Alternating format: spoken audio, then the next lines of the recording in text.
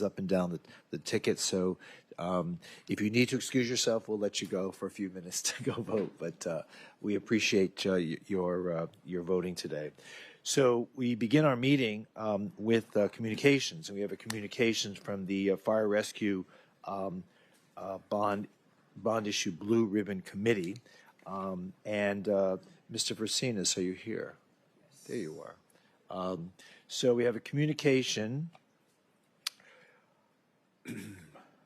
John, you want to come up and talk to us about this communication? Thank you for being here.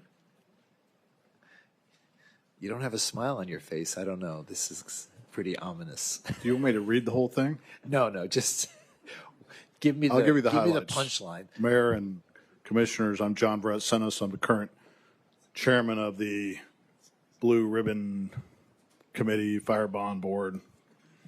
This situation started 22 years ago when the city voters voted a bond issue, and you guys, your predecessors, I think, authorized it. I don't think any of you were on the commission then. I was one of those predecessors.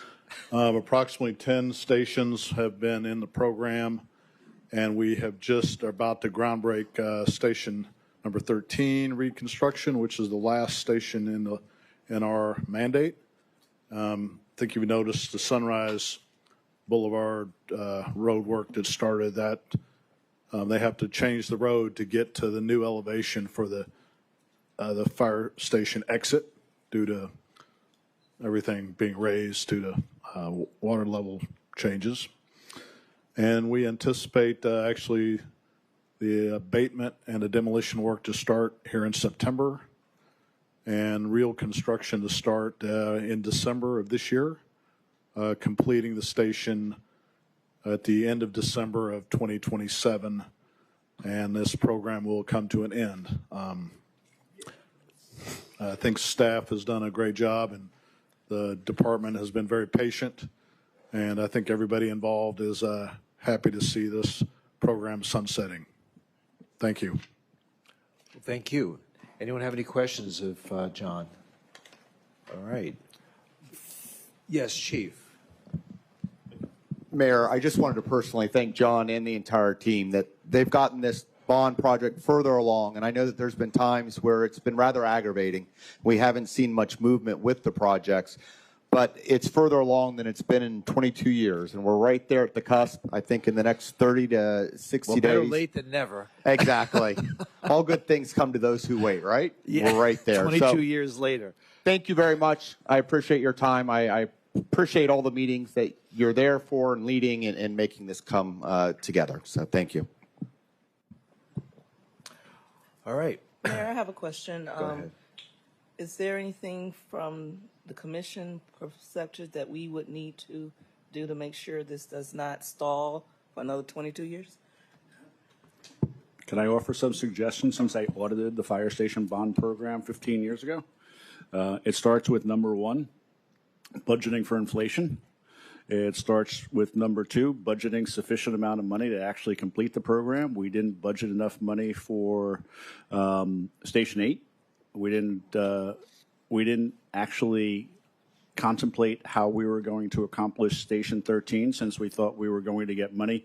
I'm sorry, not money. We thought we were going to get the land from the state, which was never going to happen because it it had a reverter clause back to Antioch College. So if the state ever gave it to us, Antioch College could take it back from the state. So that was an absurd suggestion. That was a crazy reverter clause. Well, it's because Hugh Taylor Birch hated the city of Fort Lauderdale because we took away the land fronting the ocean to build A1A instead of taking the land fronting the intracoastal. So he donated the land for Sunrise, and he said, yeah, I'll give you land for A1A. You just have to build it along the intercoastal. And we said, no, we really want that oceanfront land. And he said, great, I'll never give you another thing ever again. And so he donated it to the state of Florida, and that's how we got Hugh Taylor Birch State Park. And then he said, and by the way, if you ever try and give it away again, it reverts back to Antioch College. Okay. Are they still at college? Yeah. Yes, they are. So they actually split into two, and then there was a whole nother story behind that, and that's why we're still. So, and then we came along. We said, by the way, we'd also like to move the fire boats up there. So we wanted an extension all the way down to the water, and they said, absolutely not. Not today. Not now. Not ever. And we basically wasted 10, 15 years. For Fire Station 13. So what we have to do is plan realistically, Commissioner, budget enough money, budget for inflation, and kind of like we did when we were doing the when we were doing the parking garage in Holiday Park, where we budgeted $7 million and we knew it was going to cost 30.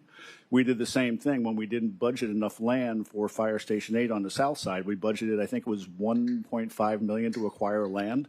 Right. When land was at its most expensive back in the 2006 peak of land value explosions in Fort Lauderdale, we were never able to acquire land down on the south side for that price.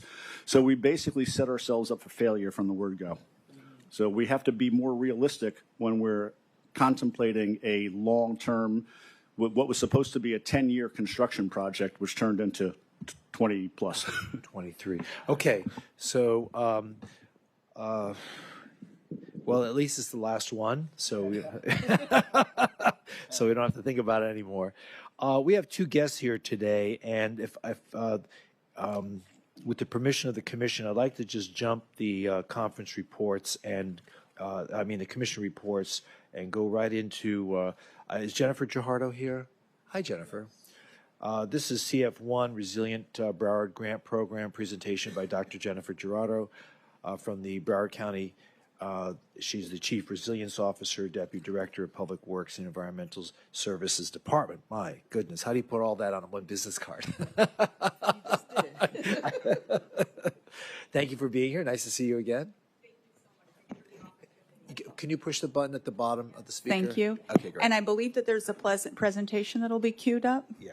Is there a presentation? Yeah. Oh, okay. Thank you so very much, Mayor. Very good to see you. Thank you, Commissioner, a member of our Water Advisory Board. Nice to see you all, and lots of communications over the month, so it's nice to see everyone in person. Appreciate the time on the agenda. I'll be very brief. I'm here to talk about the Resilient Broward Grant Program. Perhaps you heard about that. But a couple of months ago, the Broward County Board of County Commissioners took action, and I'm here sharing on their behalf the investment that they have made to help support resilient infrastructure improvements in Broward County. I know, as a city, well aware of the rising risk that flood conditions present for our communities, and have had, unfortunately, personal experience with some very significant events over the last several years.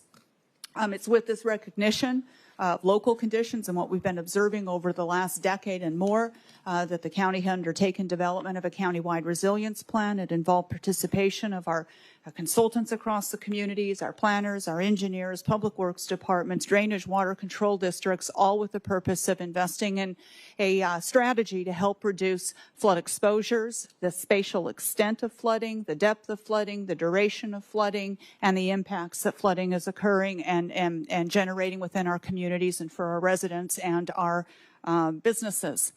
I'm not going to go through the whole of the plan, but just share the outcome. There were dozens of scenarios that were run for future conditions. There were investments in infrastructure that were modeled as part of adaptation strategies, and the map here shows the distribution of all types of infrastructure investments, ranging from hard infrastructure like pumps and culverts and seawalls to investments such as storage and bioswales and underground storage that could be generated as part of redevelopment projects. The banner on the right shows the totality of project approaches that were captured in these strategies as modeled in the plan. And you can see the total number or acreage and so forth associated with each of those. For the city of Fort Lauderdale, here is just a presentation of one scenario for the 2-foot sea level rise, 100-year rain event, 20-year storm surge. The dark red shows areas of predicted flooding on the left with no adaptation with water levels greater than 2 feet. The orange is more like 1 to 2 feet, yellow 6 inches to 1 foot, and green less than 6 inches.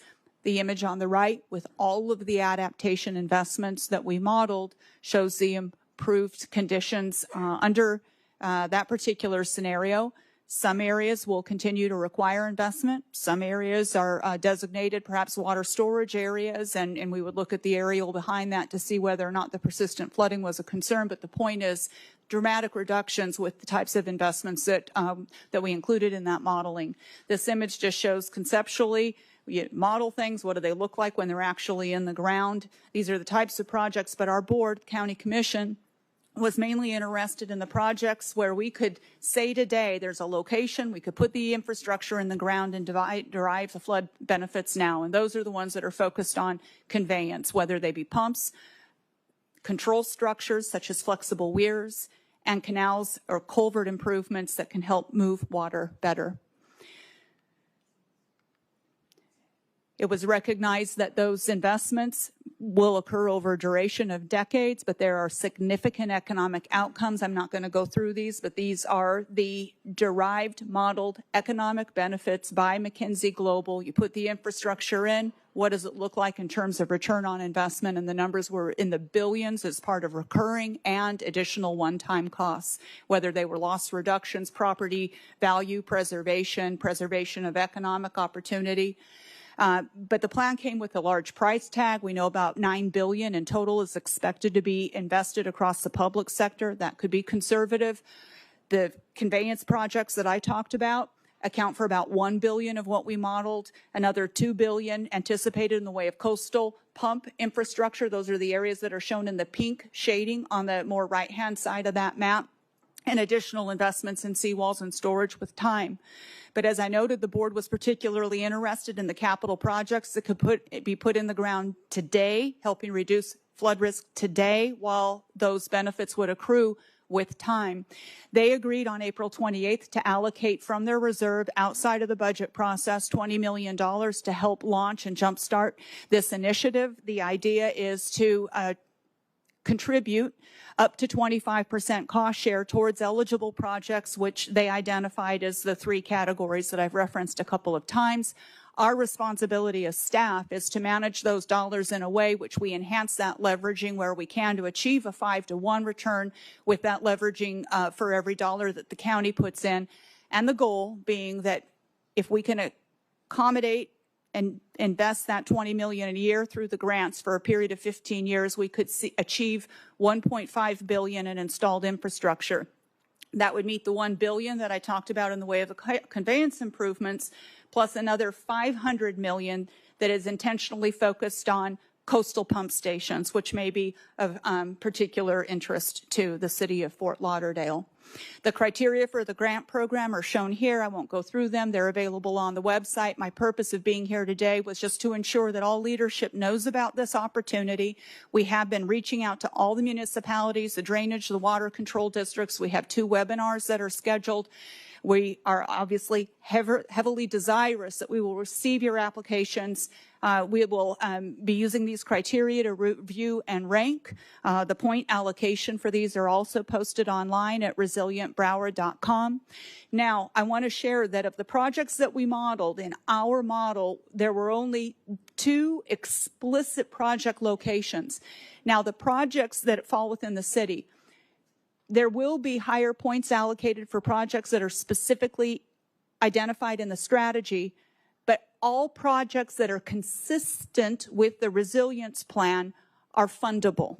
It's just a matter of the ranking. And so if you have other projects that fall into those categories that address flood risks in areas that we maybe didn't adequately model, but they meet those objectives, those projects are eligible as well as coastal pumps that are not defined here because that was left to the communities to ultimately say where are you putting up public seawalls, where you would want to have more in the way of pump capacity on the landward side of those let's investments. Stop right there. Sorry. Let's stop right there. Okay.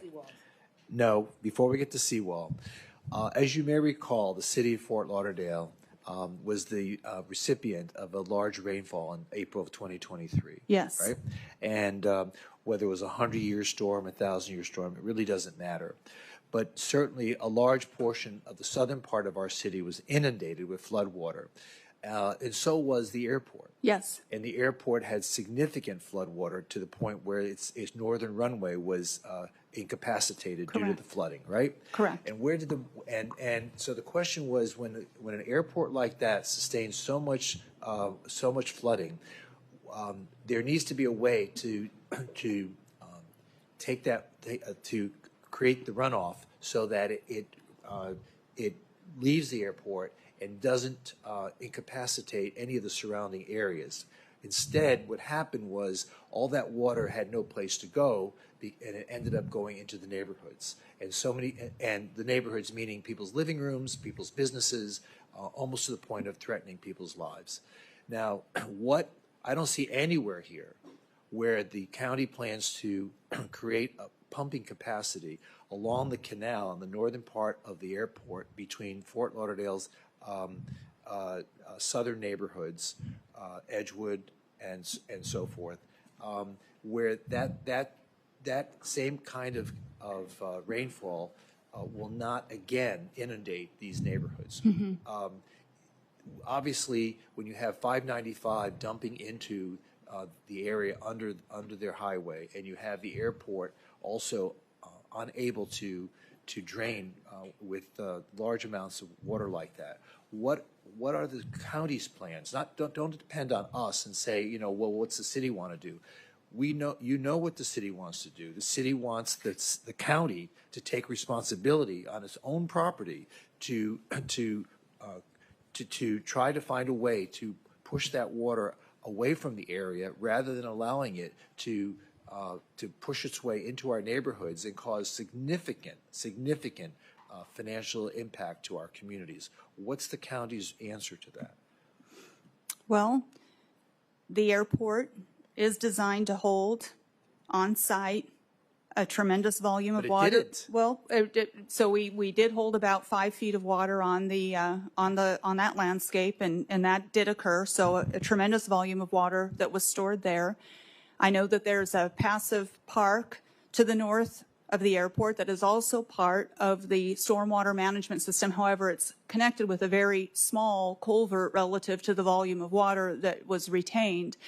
And I know that we continue to do and have a lot of active grants, including many with Resilient Florida, for stormwater improvements that will continue to serve drainage and water management needs. I know that the infrastructure there does meet today's standards, and that there are a lot of areas in our community that are older and haven't been redeveloped and would benefit from additional stormwater management improvements. And the intent of the program is to help those communities that don't yet meet today's standards. A lot of them don't have active stormwater management infrastructure. We've already taken care of that. The city of Fort Lauderdale has already done that. We put drainage systems into those southern neighborhoods, which satisfy the technology that exists today. Okay, up to 7 to 10 inches per 24-hour period, right? But the canal that exists just north of the airport and to the south of the city. Ted, do you have something to say? Oh yeah. Did you sign up to speak? No, I did not. Okay, so just let me finish. Okay. So we've already built the infrastructure in those neighborhoods, but the point that I'm trying to make is that the county needs to take responsibility. You say it can store up to 5 feet of water. It can't store nothing because it has to go somewhere, and it's going to go in our neighborhoods. And that's the problem.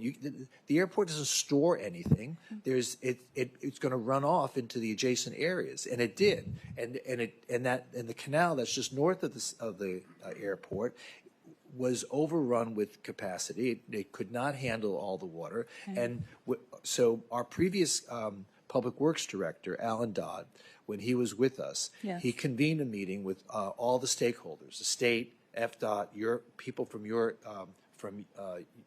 government, and he convened a meeting and he said, okay, let's get in a room, let's figure out what we're going to do. And one of the big takeaways from that was that they needed significant pumping stations to be able to push the water out. Is the county planning to do anything like that? It's not the city's responsibility, it's on your land. I understand that the airport has significant stormwater master plans. My understanding is that there are numerous active infrastructure projects, some of which include plans for pump stations. Plans. And I don't have the details because I don't work for the airport, but I do know that there are a multitude of projects because I've seen them. I can't speak to the details of every investment that's being made, but they do include additional investments in stormwater management that are very specific to the airport property.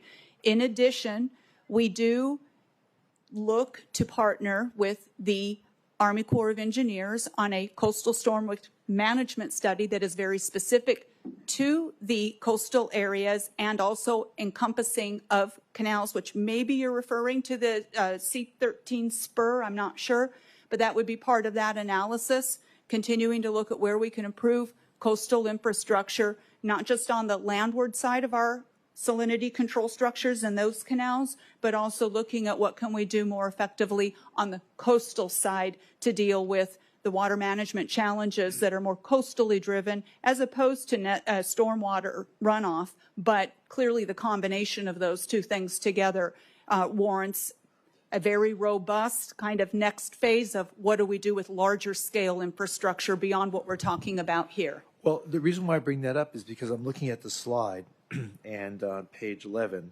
and it talks about pump stations and culverts and control structures, and I don't see anything on the area that we're talking about. Mayor Trantelis, this study did not use general fund dollars to include the details of our enterprise funds. Okay. Because we cannot. And that is a very complex system on our attempt. So the airport has all of the modeling information, and we do work with them to ensure that all of their planning is able to incorporate this work. But we did not do modeling for the enterprise agencies. And the airport is an enterprise agency, and that would be their dollars focused on their infrastructure. And of course, it all has to work together. So what you're saying to us today is that it's not the county government's it's not on the county government's agenda to provide flood control in the airport area, especially as it abuts up to our southern neighborhoods. It's the airport's responsibility. So do they have a whole department on flood mitigation?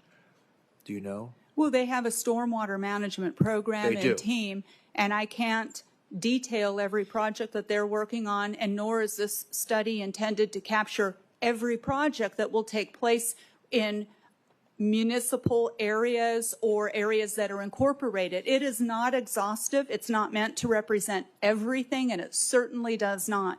This study was focused on where can we maximize the investments that are focused on conveyance improvements that we could capture. We did work with your consulting teams and others to represent the projects that were shared with us as part of these city zone investments, as well as those that you would help identify as areas of high risk. We didn't model everything.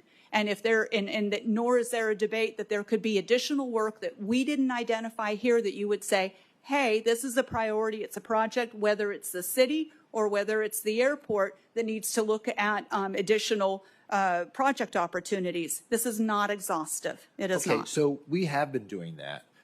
And I think it was pretty obvious that over 3 years ago that this problem existed. It made national, international news, right? So it shouldn't be rocket science in order to figure out what our priorities are. So you're saying that we should invite the airport authority to come speak to us and talk to us about their flood mitigation efforts then, because you're saying it's not really within your purview to speak to them about what their priorities are. I certainly will not feign expertise with regards to their system. I am not involved in the details. I don't work for the airport, and I would suggest that if there are very specific airport questions, that we could make arrangements to have a different representative. Okay. All right, great. Thank you.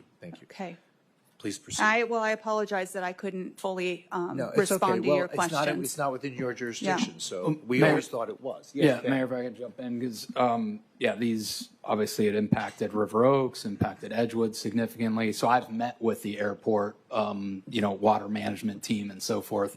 And the kind of solutions that they've offered thus far, which were are in progress, and Brad or city manager, I don't know who would know the latest status of that, but it's basically some additional culverts, berm work, and so forth. There has been not a discussion that I'm aware of, and city manager, you may be able to provide added info around the more substantive pumps and so forth stations that you're talking about, which are the berms are going to exactly. So that's my concern. And varying when you talk to engineers, the amount of water flow from the airport into these neighborhoods was significant. Yeah. Was significant. That's the only reason why they flooded, because it all came from the airport. It was significant. So I'd welcome that chance to continue to have this discussion and understand where the status is on these projects. Chris, I don't know, do you know offhand where we are on I don't know if the airport is on some of that work? Okay. So we'll get more info. Okay. Yeah, thanks. And I would like to jump in here also to have an opportunity for the Southwest area for Melrose Park, Melrose Manors. I know we're doing infrastructure opportunities, but I'm hearing grant monies being offered, so we can look at opportunities to help us partner and move forward in those areas. I don't think this is an opportunity that we should bypass. No. And I want to put it on the record that Melrose Park, Melrose Manors, Riverland, yes, I'm on my job. Yes, we need to make sure that we take the opportunity to take advantage to apply for those grants that are available. Certainly, we understand. Thank you. You got that? I got that. certainly seen those images as well. So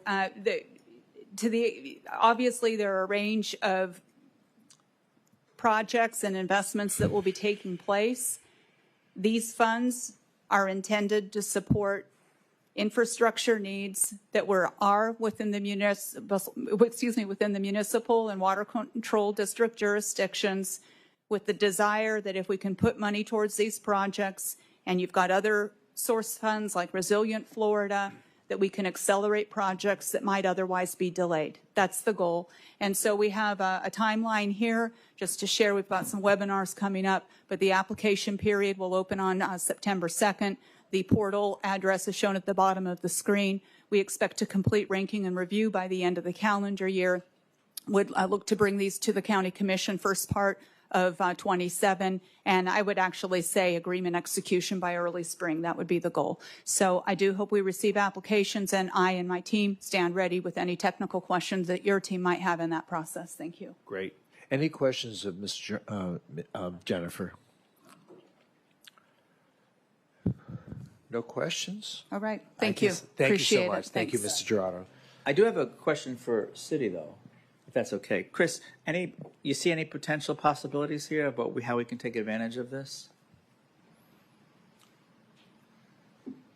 Todd, IT Deputy Public Works Director.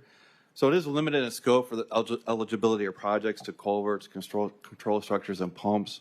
The also other limiting factor is the time frame. It's 3 years for design, permitting, construction. So those are some limiting factors currently in place. But again, we're always open to opportunities, and I think the webinar is tomorrow. So, and we'll clarify, seawalls aren't part of this, so it's only limited to these certain type of projects. Thank you. Okay. I'd like to then go on to business one. We have, this is Broward County Public Schools informational presentation regarding the next generation referendum. And Mayor, can I speak, please? I'm sorry? Can I speak on? You can't. You didn't sign up. Well, you can talk. Didn't sign.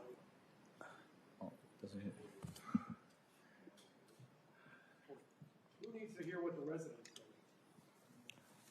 I do need to hear what the residents say, but we do have a procedure here, and you're very, very familiar with that. If you'd like to sign up after this presentation from Dr. Hepburn, I'd be happy to have you speak up. Go. If you could please go up there and sign in, I'd be happy to do that.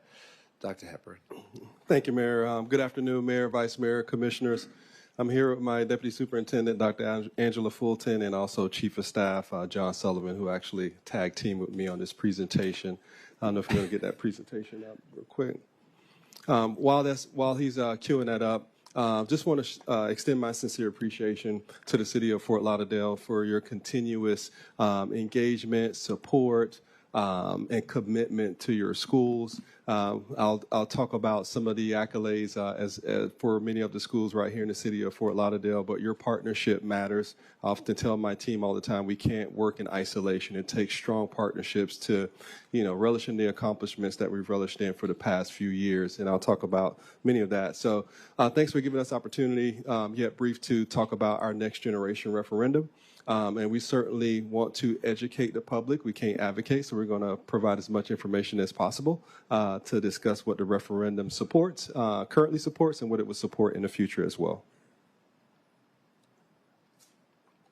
I often like to start talking about our accomplishments. We've been an A-rated school district 3 years in a row. Congratulations. Thank you. Huge accomplishment. And also no D and F schools for the past 3 years as well. Probably more which is important. absolutely a lot of hard work by our teachers, administrators, volunteers, bus drivers, custodians, food and nutrition staff, or people in our cubicles working in admin office, hundreds of thousands of volunteers. I can go on and on and on. It truly takes a village to demonstrate that level of success year after year. Also, first time in 25 years, our traditional high schools, 97.5% graduation rate. So we're churning them out. When you add in all of our alternative high schools as well as the charter schools, we're at about 91.4%, but for our traditional high schools, 97.5%. Also, we're #1 in the state of Florida for funding for our accelerated courses, AP, ACE, dual enrollment, industry certification courses. What that means, we are challenging our students with college-level coursework in high school. We also challenge our students in middle school with high school level coursework to get them ready for that level of rigor when they actually get to high school so they can take advantage of the wonderful opportunities to live out their post-secondary dream. And I'll talk about that a little bit more as well. We are also recognized only large district in the nation as the Cambridge District of the Year for 25-26. So we're the only school district in the country that can relish in that distinguishment as well for 25-26 school year. What exactly is that? So Cambridge we have our ACE program, which is actually ACE is the AICE? Yes, which is a college level. You get college credit if you're a student taking those courses on our it's like campus. Advanced placement? Correct. So similar to AP courses. And so Cambridge is the institution that actually runs ACE. And so it's an international program. Right. Since Cambridge is in the UK. And we're the only district in the nation that has the large district designation for Cambridge. Yes. My daughter Mayor graduated from Fort Cambridge Lauderdale. at Fort Lauderdale. Fort Lauderdale Yes, High School. absolutely. I see the Yeah, sign. Fort Lauderdale High School does a great job. Yeah, with that. absolutely, they do. And got a full ride to UCF. Thank you very much. Appreciate it. Yep. Go Knights. Superintendent, do we have in the county international baccalaureate? Yes, we do. Remind me which schools. We have Miramar and Deerfield Beach High School. Okay. Yes. Okay. Yes, Thank those you. are 2 IB schools. I always like to remind people about the scale of Broward County Public Schools. We are a very large and diverse district. Service about 236,000 kids. Of that, 180,000 are district operated. In our district operated schools, the rest is actually in charter schools.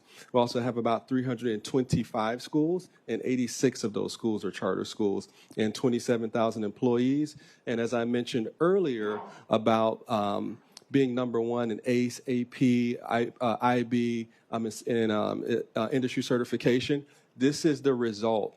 Students being challenged with rigorous coursework, college-level coursework, earning college credit equates to our students earning $617 million in scholarship for the class of 2026. $260 million more than actually class of 2025. So we're continuing to challenge our students, and great things are happening as a result to help them live out their post-secondary dreams. Also, again, highlighting our school grade for the past 3 years. One of the things you'll notice at the bottom of that table, when I came to Broward County Public Schools, we had a few D and F schools. We had a lot of C schools, and we had a few A and B schools. As a result, as you move up the years, we've been able to actually increase our percentage of A schools by 130% and decrease our C schools by over 70%. Today, 87% of our schools are A's and B's, and we have 0 DNFs for the past 3 years. And to be more specific about the city of Fort Lauderdale schools, the majority of the schools are actually A's and B's. I think there's only 2 or 3 C schools in the city. And when I stepped in, there was quite a few D's and F's in the city, and we have got rid of all of those D's and F's. Yes, It was yes. an F, and now it's Teams a are D. doing amazing work. So thank a teacher, thank a principal, thank an assistant principal, and everybody else who contributes to making that happen.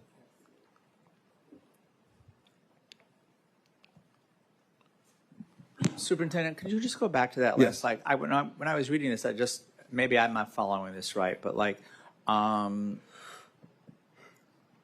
never mind. I think it was corrected. The categories were all kind of crazy. I wasn't following whether it was elementary, middle. I see they've been corrected though all right. from the time we got the backup. Okay, So awesome. thank you for that. No problem. Let me go forward. And then at this time, I'm going to have Mr. Sullivan come up, and he's going to go a little bit more in detail about the next generation referendum. Thank you. Next generation. I'm a little shorter. Good afternoon, John Sullivan, Chief of Staff for Broward Schools, the superintendent, and a proud resident of Fort Lauderdale. So just What district is that, John? Your district, sir. Thank you The very much. I just wanted I'm to sorry, I make meant sure. the best district. I just wanted to make sure it was clear. I really appreciate it. Thank you very much. Now you own whatever I say next. Just kidding. All right. So at a glance, so voters are accustomed to seeing this on the primary ballot. However, statute has changed, so now it's in the general election.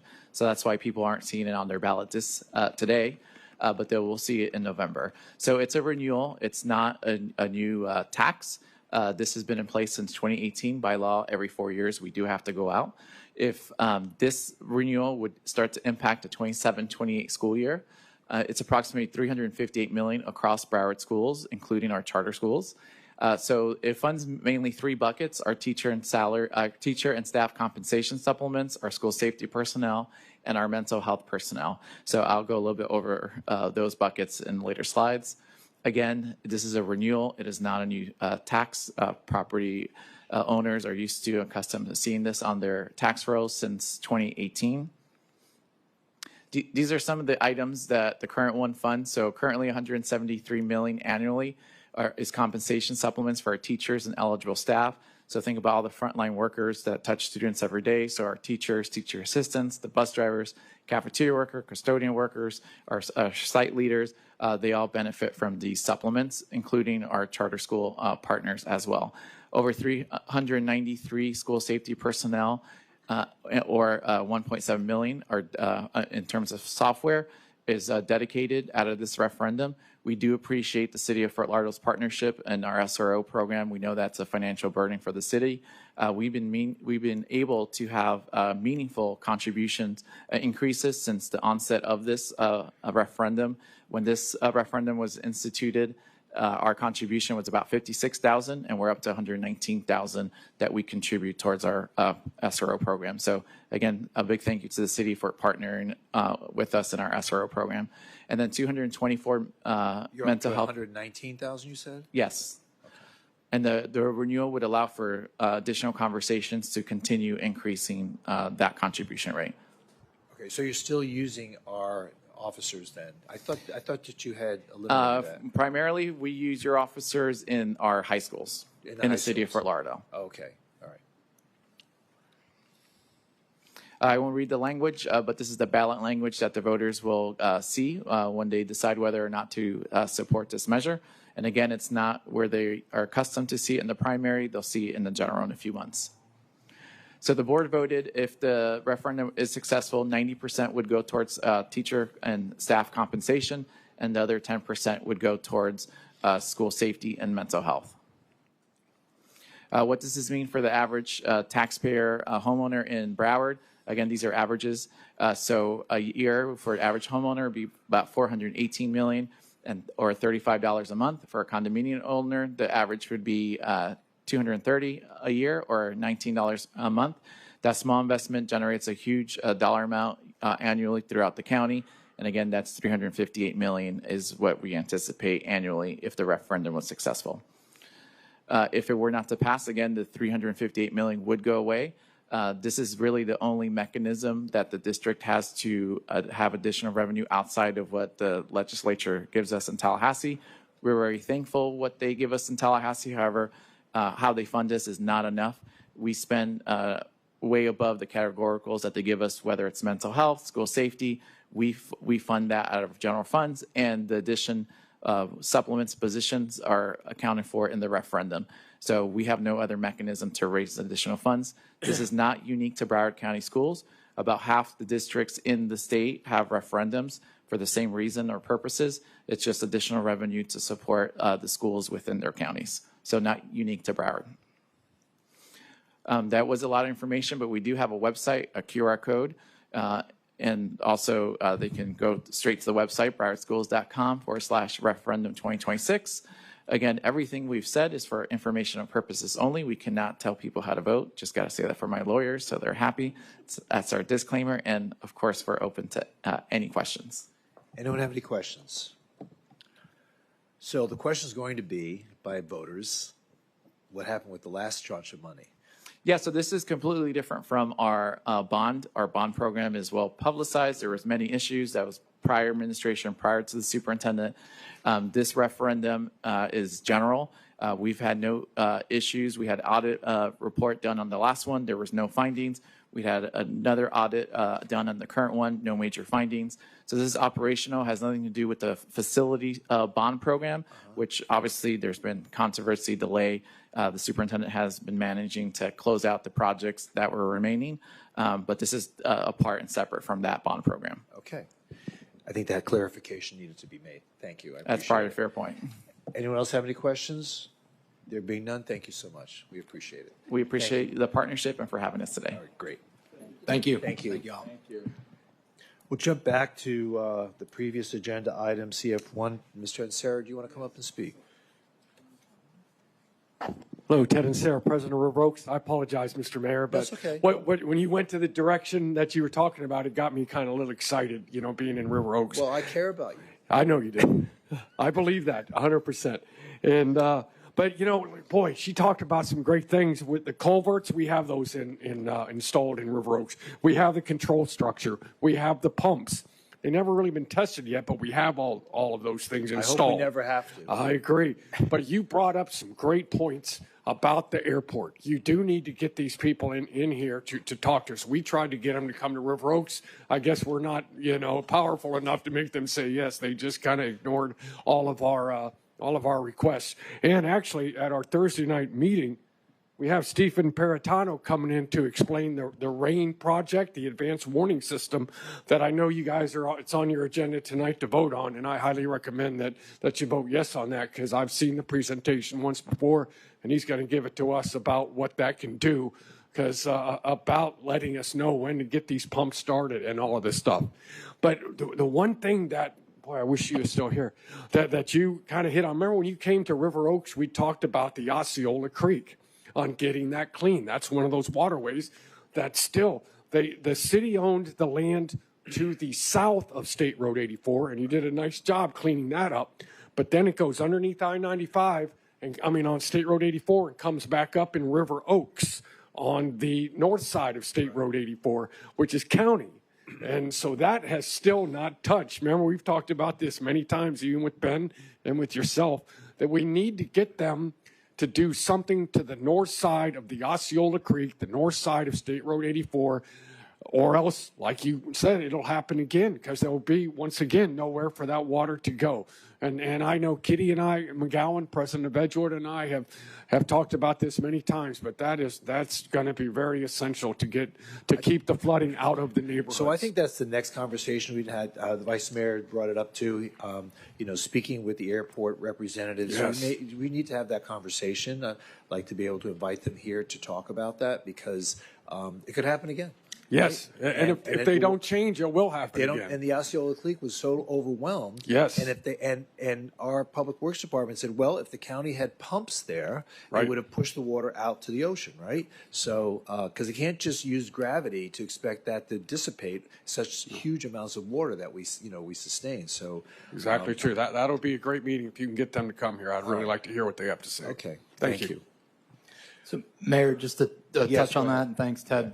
So we are working on the north portion of the Osceola. And City Manager, do you want to give us an update of progress there?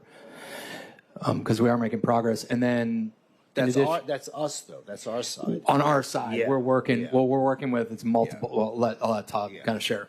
Sure, again, Todd Height, GW Public Works Director. So there are two projects going on. We have the passive park in Edgewood, where we are doing a small pump station there and a berm there to alleviate some of the issues there, but that is the county park.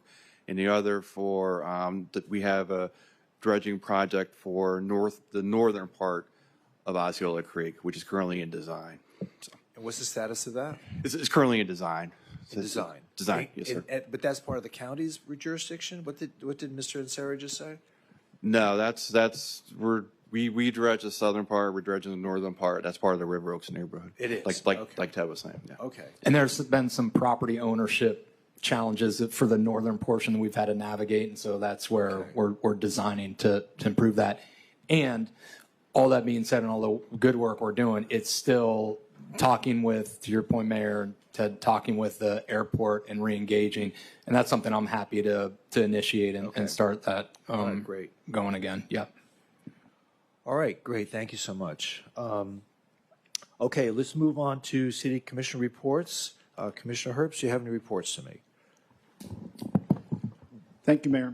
So one thing came up recently, and this was a conversation with a resident in the city, and he has a diseased tree in his front yard, and he was trying to get a permit. what? A diseased tree. A diseased tree. A diseased tree. And he wanted to have the tree removed because he feels it's a hazard. And what he found out is that he's required to pay to remove the diseased tree. Now, if it was a dead tree, he wouldn't have to pay. And so this is just the way that. If you waited a little while longer. Well, and candidly, that becomes the answer. And so I think we might want to take a look at this because it actually does incentivize people to allow it to die a natural death, and then they no longer have to contribute to the tree fund. And so I think that's probably a disincentive. I think if we have something that's a diseased tree and we have a resident who wants to take it down, they've got an arborist report, we may want to consider whether or not we still want to require people to have to pay a significant amount of money in order to take down something that's hazardous. So I'd like to bring this back for conversation at another time. Thank you. All right, great. All right, well, thank you. Commissioner Beasley Pittman. Thank you, Mayor. Good evening, good afternoon, everyone. I only want to make an announcement.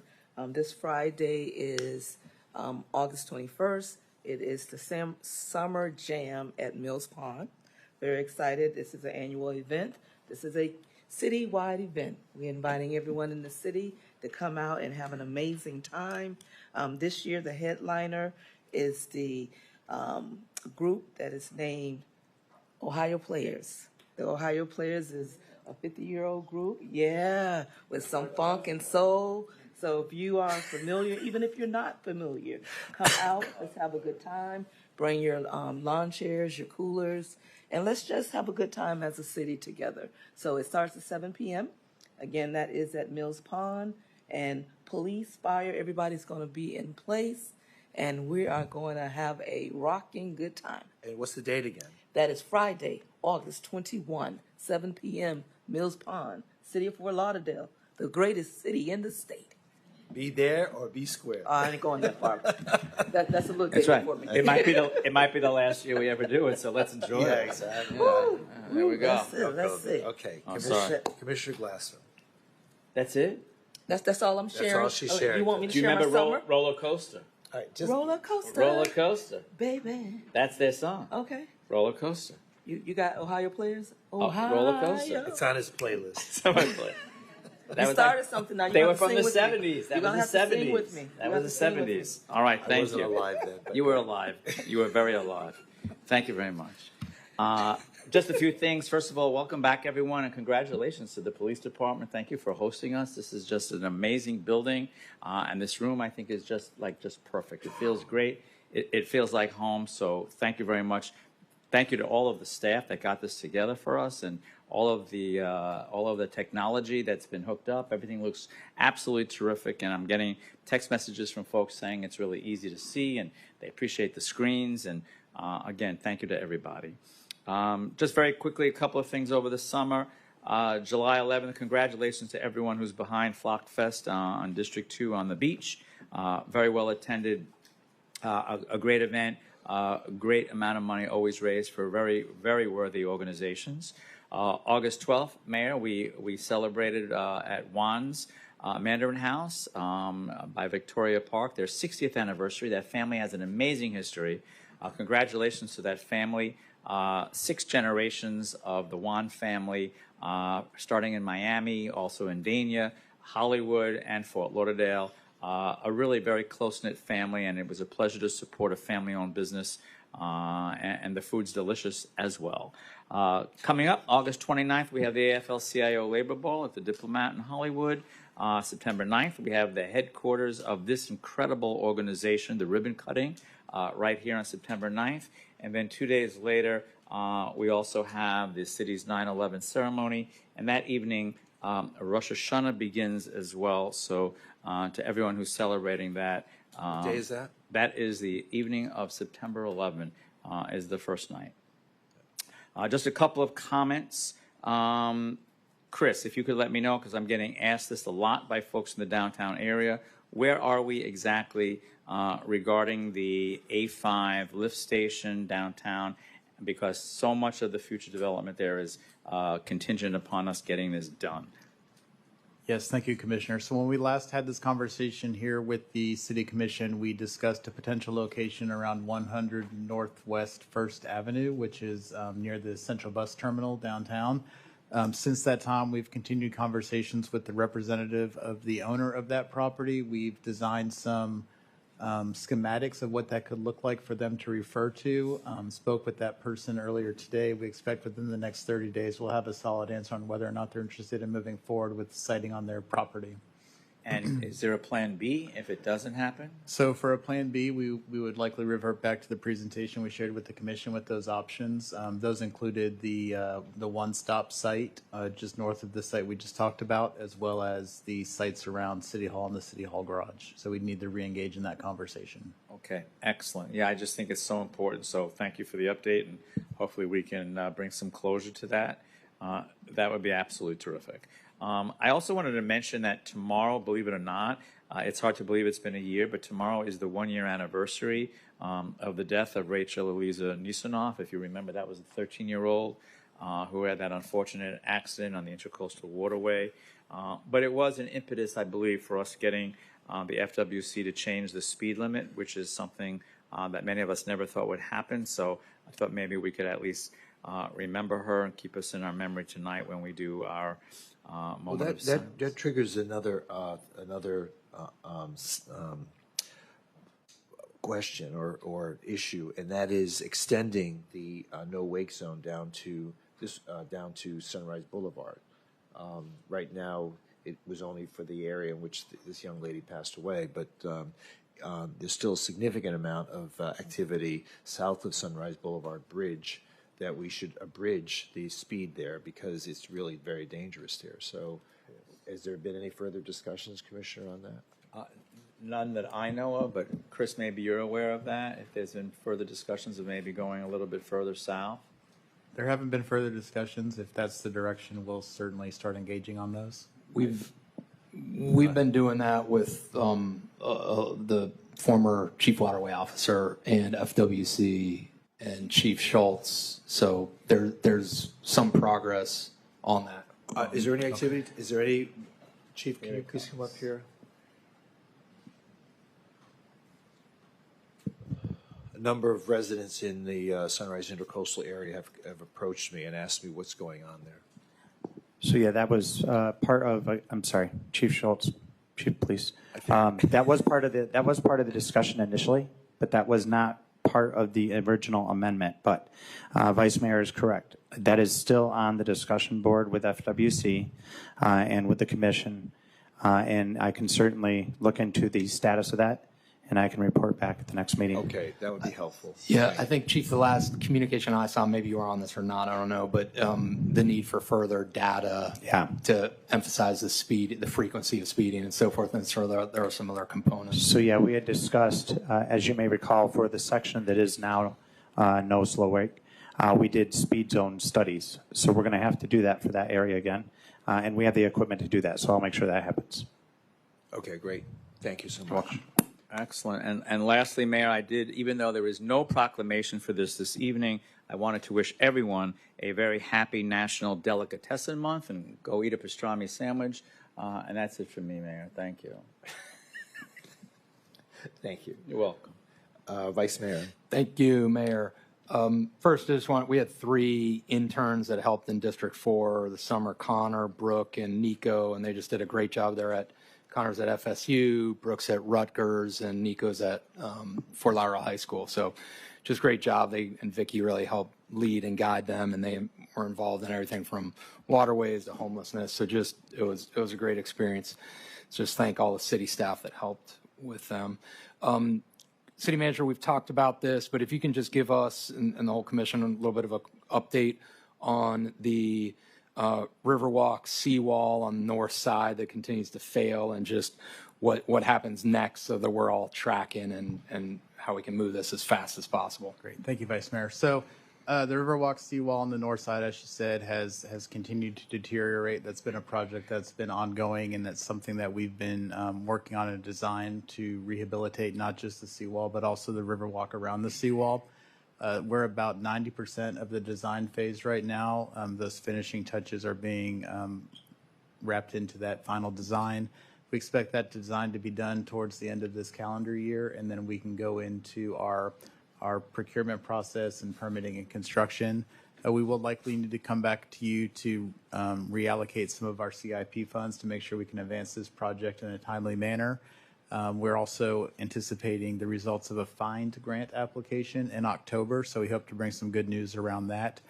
In the interim, we are looking at anything we can do to try to mitigate some of the primarily safety, but also aesthetic issues that surround that one section that has been undermined by the seawall, and look for ways to improve that so that it's representative of the Riverwalk itself.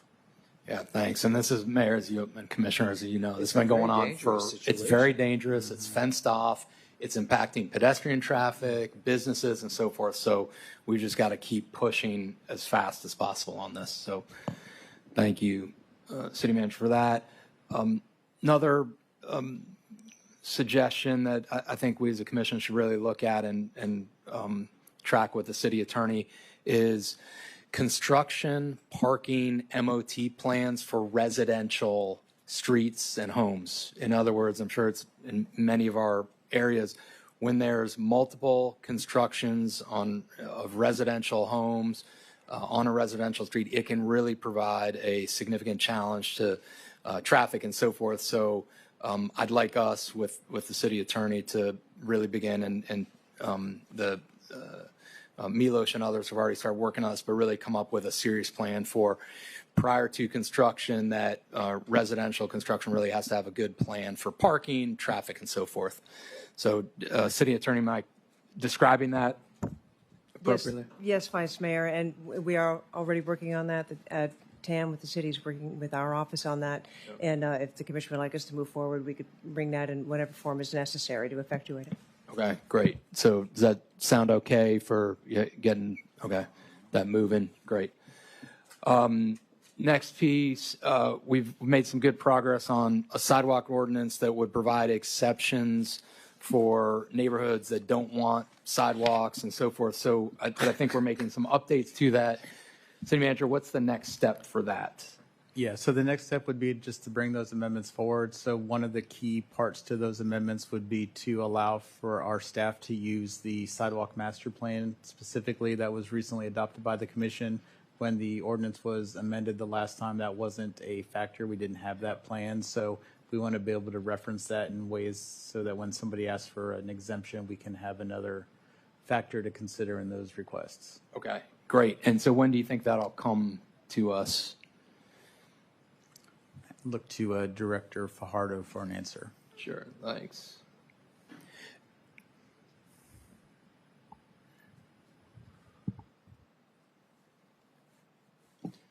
Good afternoon, Anthony Fajardo, Director of Development Services. So right now, DSD staff is working with the City Attorney's Office on finalizing that draft. Once that draft is completed, we should be able to get it on an agenda pretty quickly. We don't, I believe all that language is in Volume 1, so we don't have to go to Planning and Zoning Board. We can just bring it directly to you for consideration for 2 readings. So Great. I'm hoping in the next month or so, we'll know a specific date we can put it on, if not sooner. Okay, great. That sounds good. Thank you. Next is water billing. So, I'm sure all of us continue to get concerns about water billing, prices, discrepancies, so forth. So as we're instituting AMI and automatic readers, which is fantastic, I would like further data about what are the number of complaints, concerns we're receiving about water billing, what are we doing about that, any systemic issues we're identifying, patterns we're identifying, and a regular update on that so that we can better articulate to neighbors, here's some of the issues we're finding across the city, here's how we're addressing it, here's the number, and so that we can really better identify a solution. Yeah, we understand, and those are some things we've been looking at internally. Linda Short can come up if she has anything to add to what I'm about to say, but we have been looking at those one-off, or not one-off, but those instances where somebody calls in with an issue that we have to address, but also looking at those systemic things such as extended reading periods that may trigger something into another tier of usage, or situations where there's a misread that creates a need to adjust in the future that could increase that billing amount. Yep.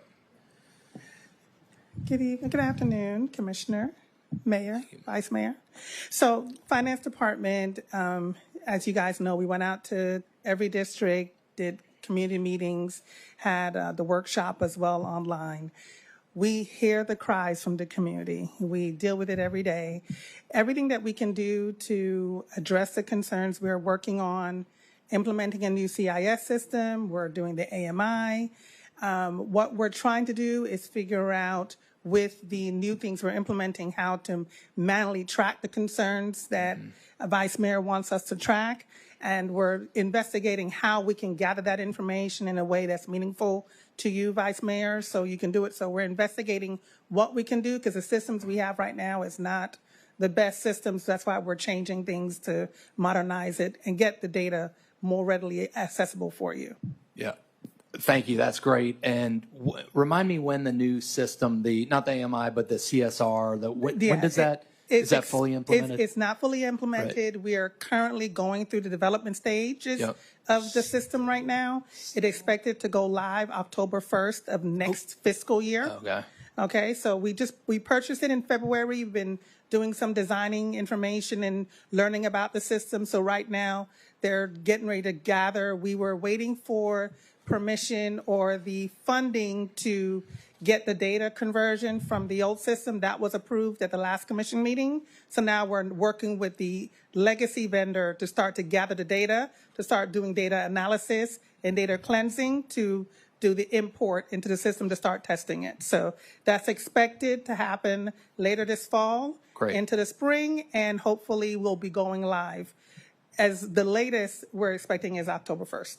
Okay. Next year. October 1st of 2026? 27. We're still developing the system. So this is not right. We have been complaining about this for years, and I can't. Why does it take so long? I mean, I'm not blaming you. But I'm just saying, why does this process take years?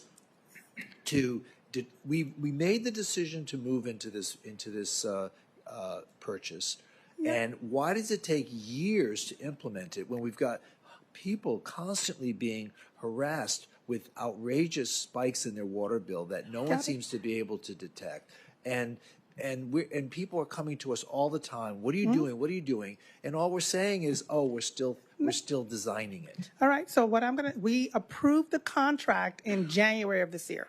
So it hasn't been years. It was funded this fiscal year. Yeah, but we've been talking about this right. for years. And Finance has asked for funding for a new CSI system for several years. We finally got approval in this budget year for it. Right. So this is the first year we've got funding to buy a new software system for the utility billing system. So we approved the contract in January. We started looking at it, but then, like I said, we have to deal with the legacy vendors, people to get the data out. So we've been working. It has not stopped. The project is ongoing. It was an 18-month implementation. So if we awarded it in January, we're still within the timeline for the 18-month implementation. So when you say it goes live in next year sometime, the new billing system. The new billing system. Right. But the meters aren't installed. The meters are being in the ground. That is expected in June of next year for all of them to be done. Okay. I believe there's over 22,000 meters currently installed. Okay, so the meter process, that's all undertaken. That's all, yes. Okay. The meters are being installed, and it's two projects working simultaneously. Okay. We were trying to line it up where they would both come online at the same time. It just didn't happen. So we are already way ahead with the implementation of the meter program and the new CIS billing system that the meter data will feed into is expected to go live a couple of months after the meters are fully installed. That's in 2027? October 2027 is when I expect to go live with the new billing system. But the AMI themselves are already being installed. Like I said, we're about 30%, little over 30% replaced already throughout the city. Okay. All right. And I'll share some positive news stories. Overall, the utility billing system or the utility billing office has received a lot of positive results and feedback from the AMI. We're using it proactively. So, for instance, even though the residents don't have access to their data, we're reviewing their data. We're getting a report every day of anything that shows continuous running of the meters. We're reaching out proactively if we see something where there's flow coming out every couple of minutes. You'll see flow coming out. We're reaching out to the residents in advance of waiting for the bill to generate. So even though they can't see it, we're looking at it and we're reaching out proactively and saving and trying to save money before they get the big bill, the shock. Thank you. So yeah, we're working on anything that we can do proactively to reach out ahead. We're trying to do, even though they can't see it themselves. And Linda, and thank you for that. And those are great wins. And any way, City Manager, we can capture that too would be great. In other words, hey, during this month, 20 leaks or flows or irregularities were detected by staff proactively and we solutioned, anything like that would be great. And Linda, you and Aaron, both of you continue to just be rock stars in addressing these issues as we get them. Yeah. So just thank you for your professionalism, your responsiveness, because I think we're just limited in some ways as a result of our systems that we have. And so you can only do so much, but please continue the great work you're doing on this because it helps. No problem. Thank you. Thank you. Yeah, thank you. Great. Last one, Mayor. And maybe I'm going to rely on you all with maybe a little bit more historical knowledge. I had a neighbor reach out, a young neighbor, asking about they would like to have a hen in their backyard to produce eggs. And I don't know historically if we've, there's limitations on that, but I wanted to lift that up to the good of the order for feedback or guide. Commissioner Herbst, looks like you. We have visited the backyard beekeeping and hen raising issue many times over the last couple of decades. And what's the result been, or what's never allowed you haven't noticed any, have you? Yeah, I haven't. Okay. People don't take care of them. People don't take care of them. Yeah. And they become infested with disease and there are a lot of responsible people. Right. Most of them are responsible, but our history has not been consistent. Okay, I figured there was a history that I wasn't aware of. So. Those responsible people have farms. Am I the only person that sees these roosters and hens running around our city? Don't act like you don't see them. No, they are here. And the peacocks, too. Let's not forget the peacocks. Okay, so don't act like this is a brand new conversation. Now, they're here. It's just not permitted to be. So I was at the gym this morning at 5 o'clock, and what did I hear? Did you? Rooster. Rooster. Nice. I was not the only one up this morning. They're running rampant at the Sapphire. Right. But on a serious note, it's not only the city of Fort Lauderdale that we see these chickens, this livestock running free. Just curious, because you are bringing this up. Do we know if other cities have this ordinance? Could we look into that? Yeah, other cities do have this ordinance. I come from a former city that I worked with that had an ordinance, and I was there when we implemented that. So they come in all shapes and sizes. They They usually have a maximum number you can have. It's usually all hens, no roosters. There's usually some type of enclosure requirements, some sort of That's maintenance. discrimination. I know. Well, No free range. It's not fair. The roosters are You're too breaking loud, up right? homes here now. Yeah. It's So- misandry. Yeah. So Anything else, Vice Mayor? That's it. Thank you for the good of the order. I appreciate it. Thank you. Thank you. All right, so a few things. While we did have a break with our meetings, it didn't mean our city stopped working. There was a lot going on this past couple of months, and your mayor stuck around. So guess what? I got brought into a lot of these events. First of all, Starlight Musicals was taking place in Holiday Park through the summer, and it was very, very well attended. I did the welcome remarks on July 17th. Attended the drowning prevention press conference on July 22nd. Very important. Commissioner Beasley Pittman was there, which we try to draw attention to the need for people to take swim lessons. We're a water community, so it's really important that people continue to make this a priority in their lives. On the 23rd of July, I spoke to the Chamber of Commerce about property tax referendum. I was on a panel discussion which members of the community participated and talked about the pros and cons of the property tax referendum. The next night, I attended the Chamber's Rising Leaders Summer Soiree that took place over on the beach, and mostly young people, and spoke to the folks there a little bit about entrepreneurship. The 27th, I welcomed the Florida Airports Council's conference and exposition at the Convention Center. Airport representatives from all over the state attended and spoke a little bit about the importance of how great FXC was and how it stands apart from so many other general aviation airports around the country. And then the next night, I participated with Commissioner Beasley Pittman at the National Night Out at Carter Park. It was attended by hundreds of families, or kids and families. I saw the commissioner downing her fire apparatus. Yes. And it was a great night. It was attended by, and I think we handed out, I forgot how many backpacks we handed out, but hundreds of backpacks, 200, to the kids who were preparing for school. On August 4th, I did the welcoming remarks to the Florida Association of Housing and Redevelopment Officials at their annual conference. I also, on August 5th, I attended the Rotary Club and talked to them about things happening in the city and the upcoming events that are taking place. August 7th, I did the welcoming remarks at the Kanaya Catholic Congress of North America. Representatives of the Catholic faith of the Kanaya, I would say, group.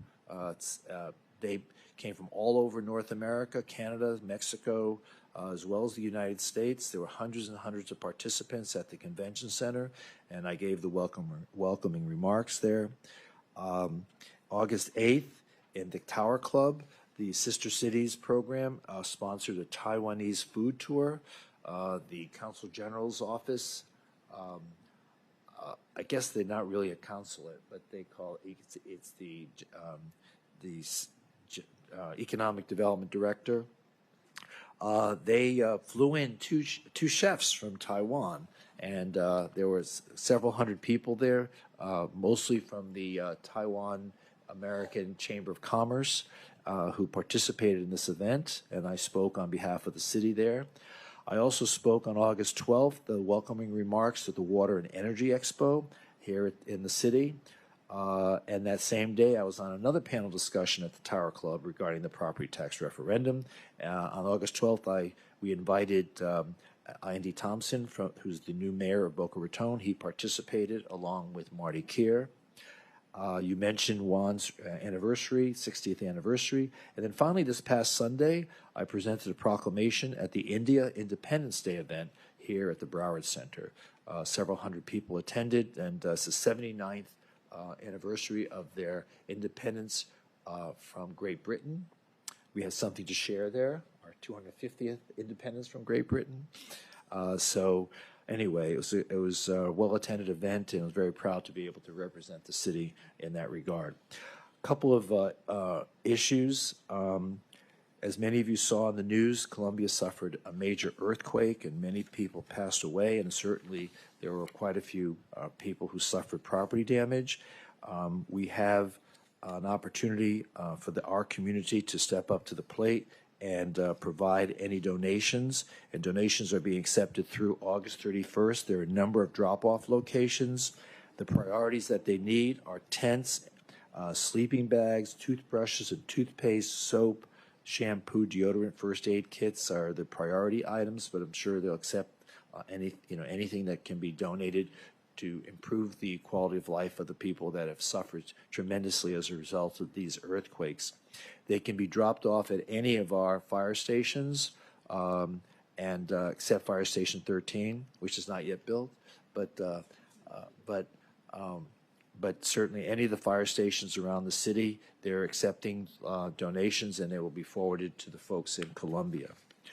I want to make special mention of we had a lifeguard competition a couple of weeks ago, and people from all over the country came to Fort Lauderdale to participate in it.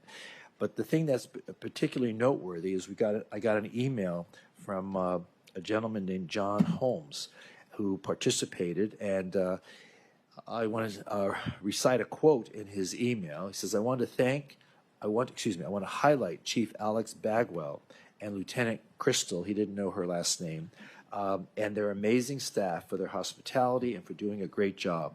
It was a very well-run tournament, and it starts from the top. Chief Bagwell is a great leader amongst her staff, as well as a fierce competitor, taking second place in the boat and representing your city well. So congratulations to everybody. I want to thank them. Mayor, we had over 1,200 lifeguards from around the country Yeah, I here. know. 1,200. Yeah, only it was 1,200. it was quite a competition. Yes. And, it was a beautiful day, too. It was sunny and the whole week. Yes, right. I meant to say the whole week. Interesting development happening over at the county tomorrow. Tomorrow they're having an agenda item at their meeting where, interestingly, Commissioner Alexandra Davis is wanting to attach the phrase Broward County to all the Visit Lauderdale logos. And so it would be Broward County, Visit Lauderdale. And we got an interesting email. I got a copy of an email by Heiko Dobrokov, who's the general manager at the Riverside Hotel. And he sent this email to the commissioners at the county vehemently against it because, and I want to quote from his email, there has been no demonstrated evidence that the current brand is failing or that the absence of the words Broward County creates a barrier to visitation. Before changing a successful brand, we should first define the problem we are trying to solve. Do travelers choose destinations based on county names? Is there measurable confusion in the marketplace? Would adding Broward County increase visitation, hotel occupancy, convention bookings, or tourism spending? These questions deserve answers grounded in independent research, not assumptions. To me, I think Broward County is just looking to piggyback on our good name, and that it's Fort Lauderdale that continues to be the magnet for visitors who come to this area. I mean, I don't know what they're going to do tomorrow. You're certainly all welcome to communicate with any or all of the county commissioners your opinion about this. But I think it looks silly. They're either going to market Broward County or they're going to visit Lauderdale. And being on the Tourist Development Council, I can tell you that all the research, the marketing research, shows that Fort Lauderdale stands head and shoulders above any phrasing that compares to Broward County. Broward County certainly falls flat on most people's radar, and Visit Lauderdale certainly is the brand that attracts the most attention. So just want you all to be aware of that. Mayor, was it discussed at the Tourist Development Council at all? No, we discussed it. It wasn't an agenda item, but we discussed it amongst ourselves before the meeting. We all thought it was inappropriate. Have you had any opportunity to speak to any of the county I commissioners? have not. No, okay. But I will. Okay, good. Thank you. Let me see. Hold on. And I think that's it. That's it for me. City Manager, you have a report. I do. Thank you, Mayor. I first want to start by acknowledging some folks that helped make this room what it is today. We've heard a lot of great and well-deserved accolades from you all and others about the quality of this room and what the experience is. I want to acknowledge a group that really doesn't get a lot of attention usually, but they do deserve it, and that's the folks from Parks and Recreation that actually built this dais and installed the flags and things like that. Is this where our Parks Bond money went? No. This was really a labor of love. Is that why we them. can't get that extra pickleball in Holiday Park? Or those bathrooms? Come on. Wow. They were working here building the dais. Okay. So they Sorry did, about that. No, but truly they Just venting. They did put in a lot of work, not only completing and working on a lot of those projects you just mentioned, but also this project as well. So if I could just read their names just so they get that acknowledgement. Alex Torres, Josh Pops, Richard Pace, Paul Latham, Omar Smith, Mohammed Zabar, Antonio Lupina, Kingsley Latiboudiere, Alberto Diaz, Glenn Kaufman, and Jordan Snate. So, Thank you. Job well done. You know, I've done a bit of remodeling in my lifetime, and I have to tell you that they did an amazing job here in terms of the finishes and the quality of workmanship. You know, it's really a beautiful job. So, you know, our hats are off to you all because this is an amazing thing that you created here. So, thank you for that. And very talented team, and you know, they did, like you said, a wonderful job here. I want to go back a little bit to July 4th and recognize our Parks Department for putting on a wonderful July 4th America's 250 Spectacular. Yes.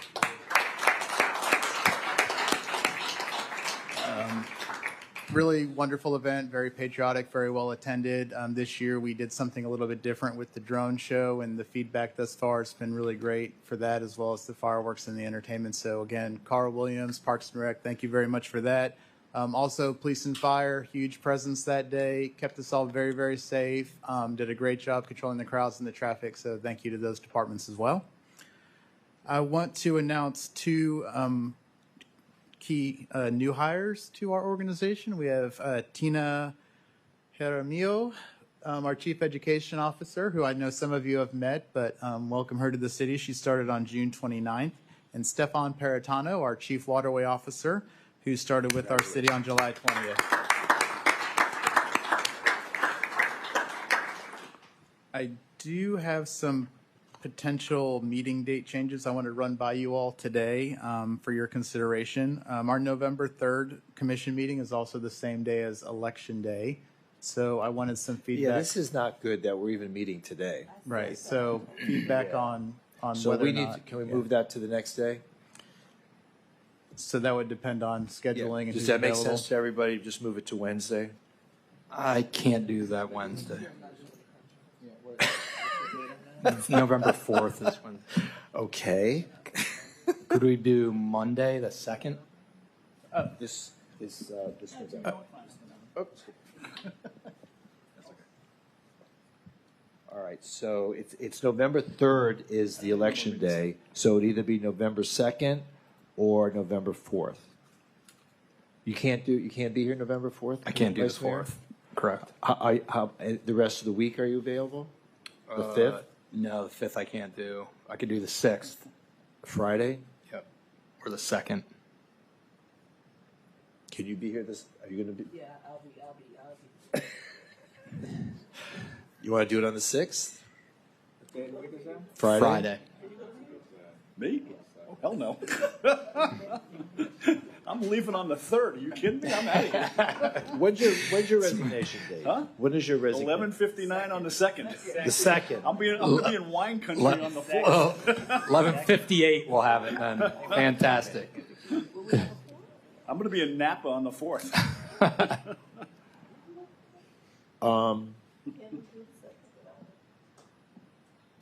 Well, if he's going to be gone, so we'll only have 4 members. So, I mean, To swear in the new person at the first meeting? Mayor, hang on one second. Don't we have to swear in the newly elected person at the first meeting? No, How is that- the how is that? election's November 3rd, so we won't even get the results? The certified results When until does that 10 days happen? after. So Okay. Yeah. Just curious. Yeah, we missed that one meeting. I mean, I'm good with the 6th. Are you That's not fine with here? me. I'm not good on the 6th. You're not good on the 6th. Well, folks, what do you want to do? Keep it on the 3rd. Well, it's election day, and I don't think that's fair. A lot of us are going to be involved in helping other candidates. And Vice Mayor can't be here on the 4th. What about the 2nd? I can do the 2nd. Okay. We can do 4, right? He's going to be working. He's out already. Not till midnight. Not till midnight. It's all right. We just have to end by midnight. He can skip a meeting. He can skip. Yeah. 11:59,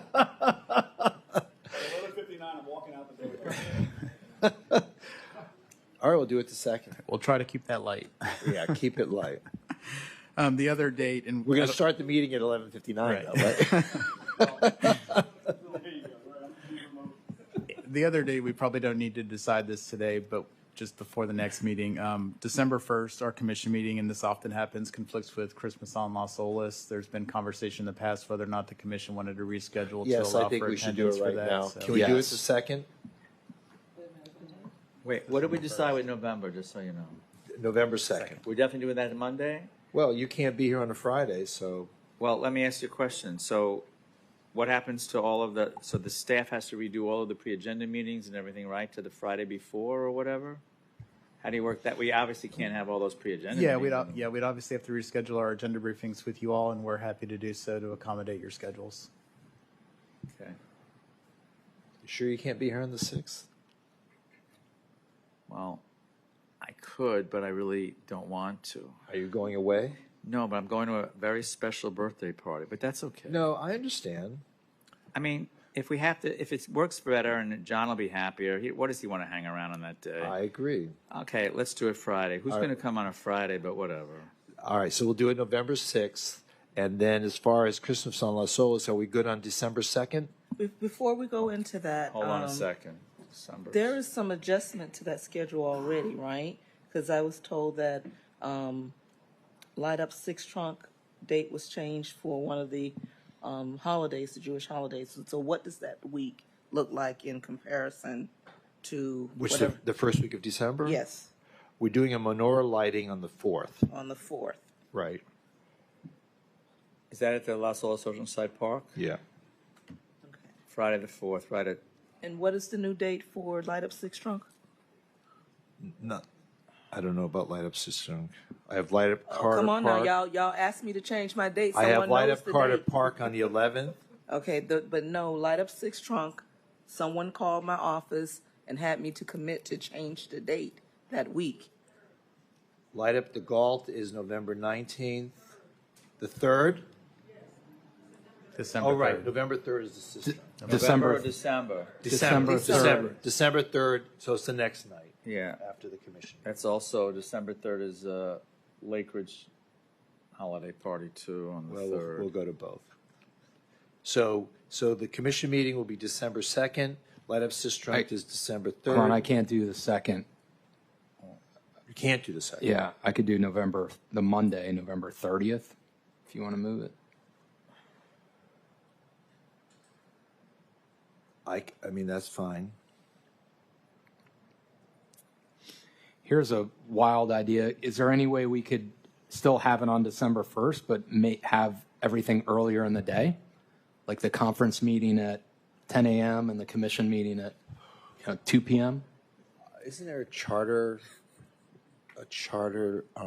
Does it have to be at 6, Anthony? Okay. Yeah, they're Yeah. saying this has to be a 6. Yeah. Okay. Thank you for the charter, because I don't want to be here till tomorrow. If we come earlier, you know, the longer we come, the earlier longer we we're come, staying. the later we stay. So Thanksgiving is the 26th, so it'd be coming back from the Thanksgiving weekend is if you want to do it on the 30th. Well, is everyone going to be back? No. When would pre-agenda meetings and Well, that's the point. Your pre-agenda meetings would You have to can't be. have them. And Friday the 4th doesn't work? Friday. I don't think we have. Wait, I thought Wednesday was the 4th. No, December Wednesday's 4th. the 3rd. Excuse me, Tuesday the 2nd. and the 4th is the Jewish holiday, right? The 4th is the menorah lighting, Okay. correct? Nor lighting. So we don't want to do it that night. And then the 2nd is a Wednesday. And Vice Mayor I may says be able to make the 2nd work. If does that work for yeah. everyone? What day of the week was the that? 2nd is a Wednesday. December 2nd. December 2nd. Wednesday, December 2nd. Yeah. Okay, let's Go with that? I'll double check, but yeah, Okay. we can aim for if that works for Wednesday, everyone. December 2nd? Yeah. Okay. You got that, City Manager? That's fine with me. I do. Thank you. Okay. Any other dates that conflict? No, So- that's all for now. Tuesday. There is an Tuesday item the tonight. No, I'm glad because Yeah. I like to go to Christmas on Yeah. Las Olas, you know, and I think they should see their commissioners there. So we know Tuesday the 1st is Christmas on Las Olas. Yes. Okay, Yes. thank you. All right. Thank you for that. The next item I have is that I would like to request an executive session on the September 2nd meeting, which is currently the 1st, but you have an item tonight to reschedule to the 2nd on collective bargaining, specifically with our FOP bargaining. Wait, say it again. I'm requesting an executive session with Oh, you yeah. all for Is our that- collective that's not- bargaining is on that- September 2nd. Yeah, the next night. Yeah. No problem. Next meeting. And then lastly, over the break, we did execute the interim agreement for our City Hall project. You've probably seen a lot of the geotech and site due diligence going on and the screening go up. So we're continuing in that process and we'll share more updates as we go. Okay.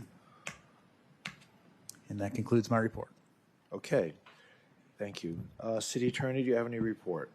Yes, Mayor, I do. Thank you. One thing I wanted to bring up, as we sit in this building, I'm reminded of the constant ongoing negotiations we're having with AECOM regarding the reimbursement for our costs to repair the deflection, that is the construction damage, construction defects.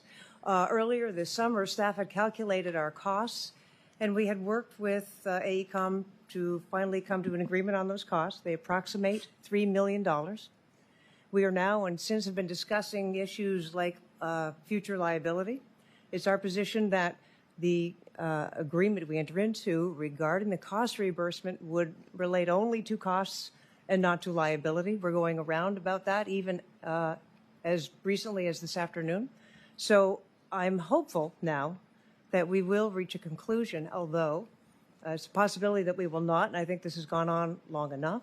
So I would ask for your approval to move forward with some action if I cannot resolve this in the next week or 10 days. Define action. File a lawsuit. Yes, ma'am, file a lawsuit, at least starting with a demand letter. Lawyer and talk then- for filing a lawsuit. Yes.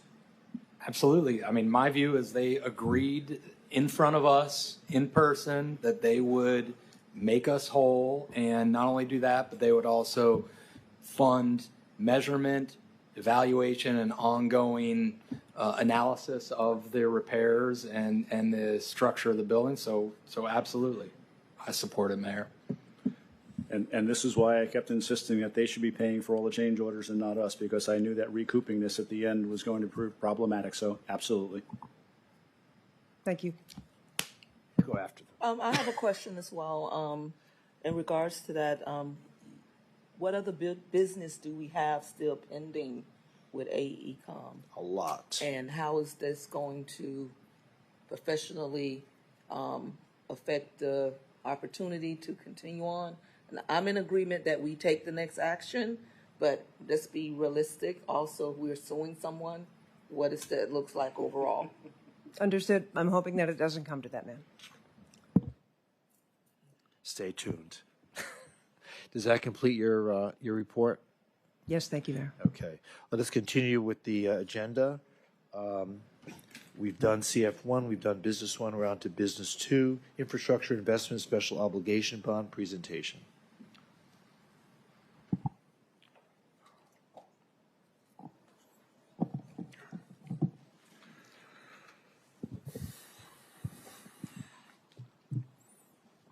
This is going to be exciting. Sidewalks.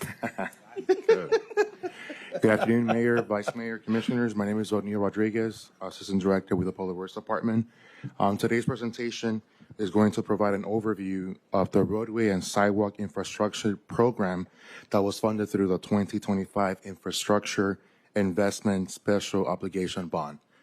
We'll discuss how this bond funding will address critical roadway and sidewalk deficiencies in our city, how funds have been allocated across the 4 commission districts, and where we see opportunities where we can coordinate these investments with other transportation initiatives already underway.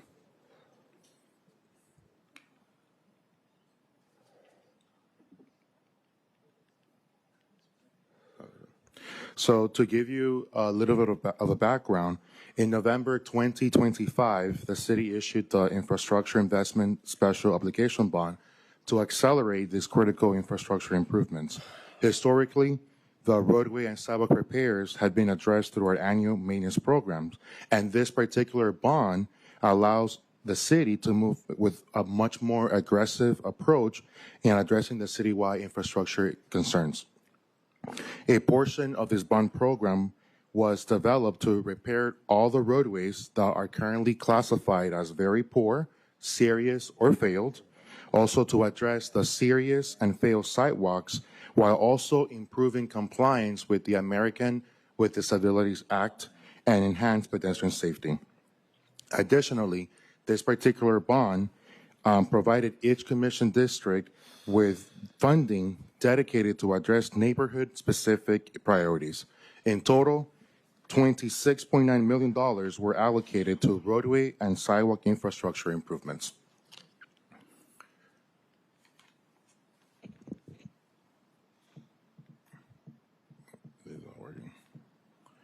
Of the total $26.9 million, 16.1 was allocated for the roadway improvements.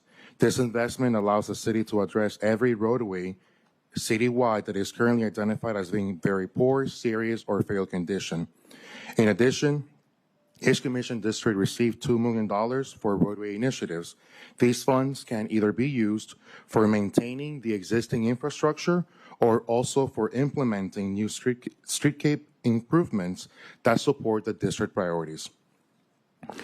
So to ensure that the investments are based on objective data, the city completed a citywide assessment where we provided a pavement condition index, or PCI, so that way we could prioritize these improvements. So beginning very soon, beginning this summer, additional contractors will be deployed in every district to focus on roadways with a PCI score of below 55. And at this time, we anticipate construction activities to take between 18 to 24 months. Just a quick question on that, if I may. Yes. Thank you. So I understand what you're saying about $2 million per city commission district, but in the CAM on page 2 and page 3 of 4, so the dollar amounts really vary quite a bit. Some are under that $2 million, some are right around there, some are way over that. So how are we reconciling what you just said about the $2 million per district with regards to the need that's been identified on page 2 and 3 of the CAM? So what you see in the CAM, Commissioner, is the cost that it would take to address all those sidewalks and roadways that are in either very poor or in very poor, serious, or failed condition. And that accounts for the 8.1 for roadways and 3.8 for sidewalks. Additionally, on top of that, each district received $2 million for roadway improvements and also an additional $2 million for sidewalk improvements, where city staff is going to work with each commission district to see how they decide to spend those funds. So the $2 million per city commission district is above and beyond the dollar amounts that are identified in Correct. the CAM? Correct. Gotcha. Thank you.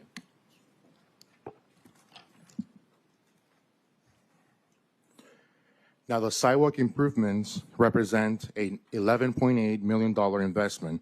So this funding will address the existing serious and failed sidewalks throughout the city while also improving accessibility and ADA compliance. And as I just mentioned, each commission district also received an additional received a $2 million in dedicated sidewalk funding. And commissioners will work with, city staff will work with our commissioners to have the flexibility to determine whether those funds should be directed towards construction of new sidewalks or to expanding connectivity or to increase maintenance within their districts. This slide highlights opportunities that the city has to maximize the value of these investments through coordination with our city transportation and mobility department. The city sidewalk master plan identified 31 miles of priority sidewalk gaps throughout the city of Fort Lauderdale. So rather than approaching the sidewalk repairs and new constructions as separate efforts, city staff is proposing to bundle projects whenever possible. So by combining sidewalk gap closures with nearby repair projects, we can reduce costs and accelerate delivery. And that same approach applies to the roadway projects. City's traffic calming program continues to experience a very high demand and very little available funding. So by coordinating traffic calming improvements with our roadway resurfacing projects, we can leverage existing construction activities to implement additional safety improvements. So this particular summary table summarizes how the funding is distributed. As you can see, for both sidewalk and roadway, each district received $2 million. And for the maintenance of existing roadways, the citywide, we received an $8.1 million. And for maintenance of existing sidewalks citywide, we received 3.8 for a total of the 29.8.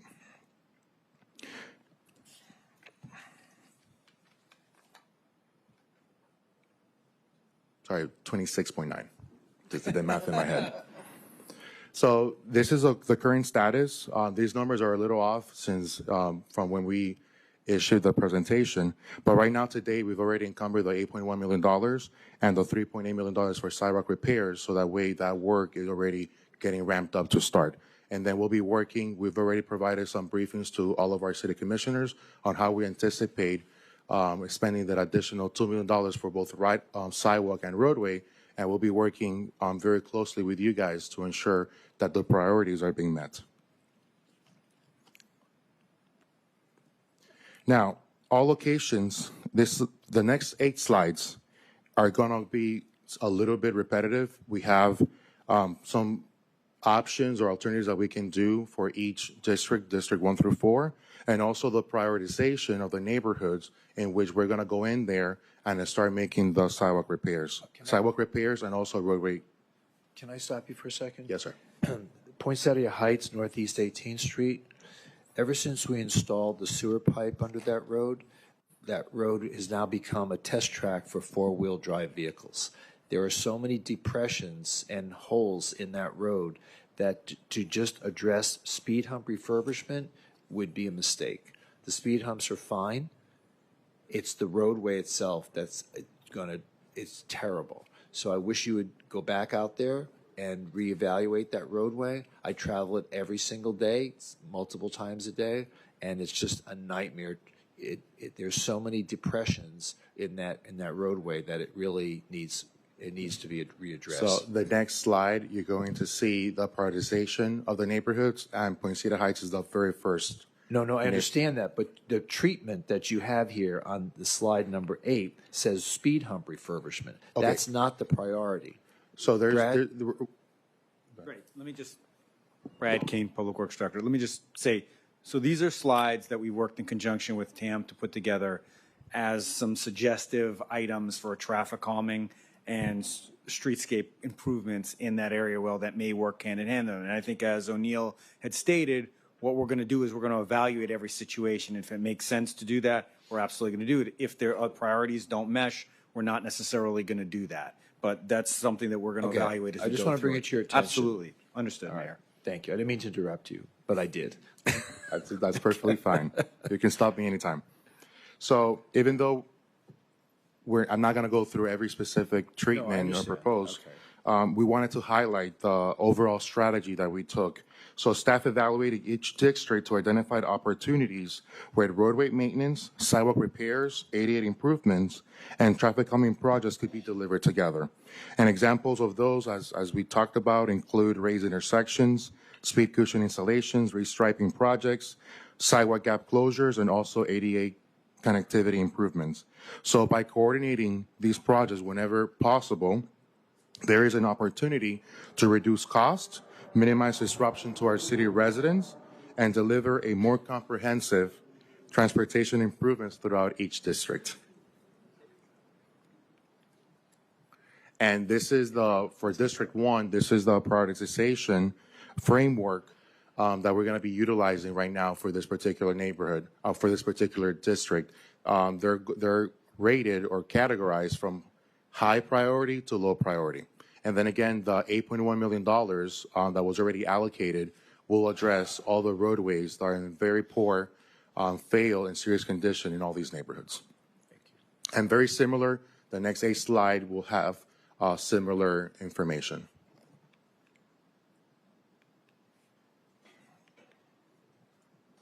District 2. We can go to District 3.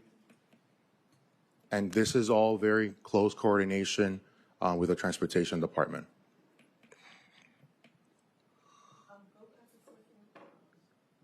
Yes. Dillard Park, okay.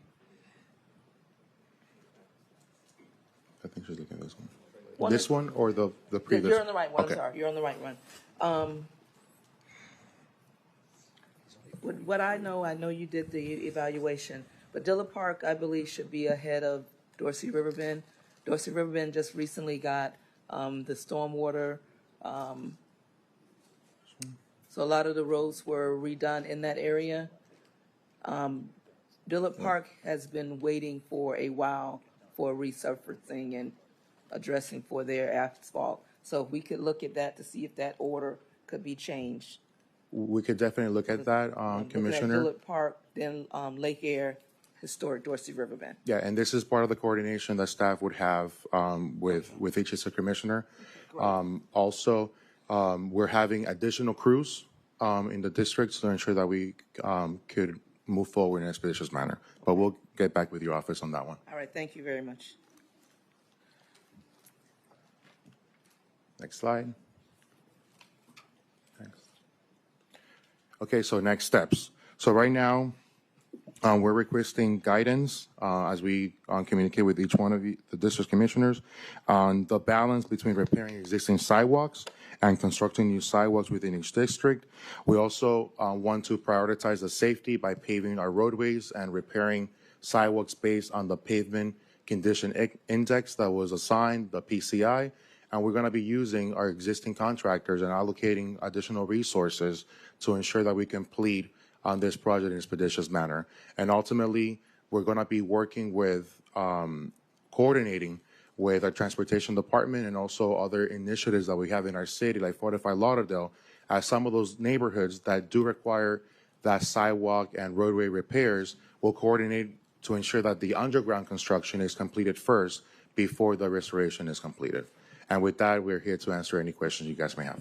Okay, great. Thank you so much. Does anyone have any questions? Just one point, and thank you for this presentation. This is very exciting for a lot of people that we're going to be dealing with this. So I know that we've seen over millions and millions of dollars of projects in Progresso Village. So would the repaving of the roadways be part of that restoration from that project, or is that something in addition that we have to make sure gets on this list? No, so Progresso Village, the underground project will address the restoration as part of the underground stormwater project. So that repaving is something separate, but That is separate and apart than this initiative. but also going to be taken care of as part of that project. Correct. Perfect. Thank you. And also, it said in your presentation, we'll be using the existing contractors. Yes. Who are those contractors? So right now we have 2 annual contractors. We have Team Contracting and we have A&M Asphalt. M&M. M&M. And like Mary and Mary? Mary and Mary. Okay, thank you. O'Neill, thank you for this work. This is great. The duration of work for both sidewalks and roads, 18 to 24 months. When would that start? This summer. This summer. Great. So basically 2 years out from this summer. And we're doing everything possible to ensure Does that does that include shorten. high and low priority? Correct. Great. Everything. Everything. Awesome. Thank you. Okay, great. Thank you so much. We really appreciate it. Okay, moving on to business 3, presentation on the Florida Department of Health's Harm Reduction Overdose Program, the Mobile Integrated Health Community Outreach Response and Engagement. Good afternoon. Good afternoon, Mayor, Vice Mayor, Commissioners, City Manager. My name is Chris Davis Partridge, and I'm the Battalion Chief for the Emergency Medical Services Bureau and Mobile Integrated Health. I brought with me my team, Lieutenant Brenna Oblock, Lieutenant Danielle Turpin, and Community Health Coordinator Galene Smith. Next slide. So we're going to talk a little bit about the MIH program and how it started, and then the 2 grants that we're currently operating off of. So in 2021, there was a need for the Fire Rescue Department to address frequent callers because we were getting a lot of people that were frequently calling 911 and unable to get the services that we provide to them. They needed beyond what we provide to them. So, and that could be anything from housing, from food, to additional medications or treatment facilities or at-home care. So in 2021, the Mobile Integrated Health Program was established. And that was initially 1 lieutenant and 1 community health care coordinator who's similar to a social worker that goes out to the scenes that are referred by fire rescue. So our operation crews, when they complete a patient care report, if they feel that there's a need for further assistance beyond taking them to the hospital or treating them via EMS, they'll hit a referral button, and then that referral goes to our MIH program. Our MIH program then follows up with them. They actually go out and make visits to these people's houses, citizens' houses, and they see what they can do as far as helping them out, whether it be at-home health care or getting them into a further health facility or whatnot to try and reduce the operational call volume. So as we go along, the Mobile Integrated Health Program has now received funding from 2 separate grants. One was from the Department of Health Harm Reduction Grant, and the other was the CORE grant. So those 2 grants are kind of similar in their structure. The Department of Health grant is for us to provide treatment for overdose occurrences within the 72 hours post-overdose. The CORE grant is to provide prevention and reoccurrence of people going into withdrawals from the overdose program too. So once we got these contracts approved, which was around July, moving into August, we did a phased approach. We did 3 phases. The first phase was we made contact with clients who were victims or who had suffered an overdose, and then we established a list of those clients. Phase 2 was our mobile integrated health service actually responding and receiving notifications of overdoses. So from there, what they did is they either responded to the scene or they're going to respond to the hospital and make contact with the patient to see if they can get them into one of these programs that's going to help them get off of opioids. And then the final phase is what we call the MAT treatment program. That's the medicated assisted treatment program. And what that is administration of Suboxone. So typically it could take up to 7 days for somebody to get into one of these opioid programs. So within those 7 days, we want to prevent them from relapsing. So how we do that is we would administer a medication called Suboxone.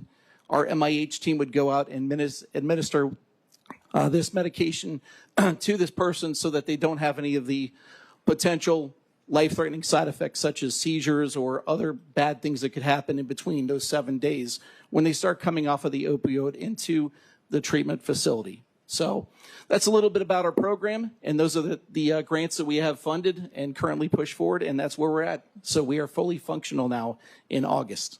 All right, great, thank you. Does anyone have any questions or comments? Yes. Go ahead. Okay, was someone else going to speak? No, go Okay. ahead. I got excited and I touched my screen and it jumped. So, but first Calm down. Yes, 'cause I'm really excited. See what you do to people. I'm truly excited because I did request this presentation. Yes. I support this program 100%. We appreciate it. 2021, you mentioned, I was one of those neighbors that sat at the table, that was vetted, and we brought and we gave information. And knowing that this is a great opportunity for the city, and I even say it's a game changer for lives for those who are in need of this type of a source, a resource. 100%. So I wanted to bring it before the dais, before the city, so one, that everyone is aware of it. I don't believe that it is advertised as an awareness is really there, and I want everyone to be aware of it. So again, thank you for bringing the presentation. The progress, I want you to share a little bit more. You gave us a little glaze over what you do, but it's very impactful. 100%. And I want it to be shared. And I also want my colleagues to understand that this is something that we need to give great consideration to, something we need to look at. I love the word perpetuity. Yes. Opportunity as the need is there, because I'm hoping even there will be a point where we don't need these type of services, that people lives would change and this type of activity wouldn't be so much of what we see on the often. But however, I'm saying to my colleagues, let's look at this really with a good scope and see how it benefits. The first thing that I want you to share a little bit more about is that initial contact where you have noticed where individuals are calling 911 for transportation. Yes. And how you were able to reduce that by giving them the resources to know you don't need to call 911 for that. Yes. But we're making those connections. So if you could just elaborate on that a little bit more to let my colleagues know how impactful that's at that level we are. Absolutely. So I can actually give you a personal example. So a couple years ago when I was a captain on Squad 53, and that's up at the executive airport area, we had a couple patients that we ran on multiple times a week, 2, 3, 4, 5 times a week, where we were going and we were providing services like a lift assist, right? They just couldn't get out of bed, so we would go and pick them up and assist them. They did not need a hospital. We then referred them to the MIH program. From there, the MIH program went out. Our community healthcare coordinator and our lieutenant went out to their house. They got them the services that they needed. And since those services were provided, we no longer ran calls on those specific individuals. So it's very individual based as far as who's calling 911 multiple times and what their needs are, and placing them into those right needs so they no longer use fire rescue as their sole source for those things that we can't provide them. Wonderful, wonderful. And if you can answer 2 other questions, and then I'm going to get off the soapbox and see what else my colleagues may want to add to the conversation. What is the current organizational structure for MIH, and who are responsible for those components? So give me the breakdown of that. So currently over EMS, there's an assistant chief that oversees the whole bureau as a whole, which also encompasses MIH. Right. There's then a battalion chief, that's me, Okay. who oversees. And then below that, there's 1 lieutenant, and then there's 2 community health care coordinators. The reason there's 2 lieutenants here right now is because one is transitioning in and the other is transitioning back to operations. Okay. So that is our current structure. Okay, all right. So 4 individuals for this department? Yes. Okay, okay. Is there a need for additional? At some point, there could be, absolutely. At some point. And when you look at the number of contacts, there's about 3,000 contacts in the last fiscal year. So there's a lot of contacts, a lot of volume coming in for the MIH program. So, And then also for the department, long-term vision for MIH. long-term vision would be more staffing and to expand the core and the DOH program. And then obviously do a more in-depth job of capturing the actual services we're providing and what they're doing to reduce call volume. So those are that's the vision. We're building out this program. We just, again, started the core program and DOH program this last month. So to build on those and then continue to also give the services of reducing the operational call volume. All right, thank you. Thank you. Thank you. Before you go, yes, sir. I mean, you were saying that there was a particular individual that was calling you 4 or 5 times a week. Yes. At some point, is there an abuse of the program that triggers a different response? I mean, I think what you did right was transitioning this person into a more permanent rather than a this temporary ad hoc response each time. But I mean, that's the drain on our resources. Yes. So it's difficult because if they're calling for a medical complaint, that's considered okay for them to call 911 for, right? When you get into 911 abuse is more of the false calls and the other things that go outside of that. But if you call 911 with a medical complaint, technically you can't be charged with abuse of the system. I understand that might be the rule today. I'm going to elaborate on this because, consider this. If you are someone that, like you say, he needed assistance getting off, maybe off of the floor, off of the bed, whatever the situation is, there's no one there to assist him. If you have, I'm going to say 2 elderly people living together. Yes. And one person cannot assist the other. And maybe there's not insurance in place where they can have a caregiver. Right. And this is the source. Mm-hmm. And this is the best part of MIH because it gives them the resources. Because they may not know that they can call this service to get that type of this resource to get this service. And MIH, I'm speaking for you all. You but they will make the connection. They have to make the connection. They give them those resources. Yeah, they're going to have to. You have your kids. This is not sustainable. No. So I'm sorry. I'm going to jump in here real quick. Stephen Golden, your fire chief. Good afternoon. So what it is it's that connection, that piece past. So these individuals are very, very well trained in social work and all of the benefits that are available to the community. And a lot of times the community doesn't necessarily know what they may need or even how to get to that end solution. So with Medicare and Medicaid, sometimes there's some challenges there. And this group is designed to help the individuals in the community navigate that bridge, that gap, so that they can find that solution.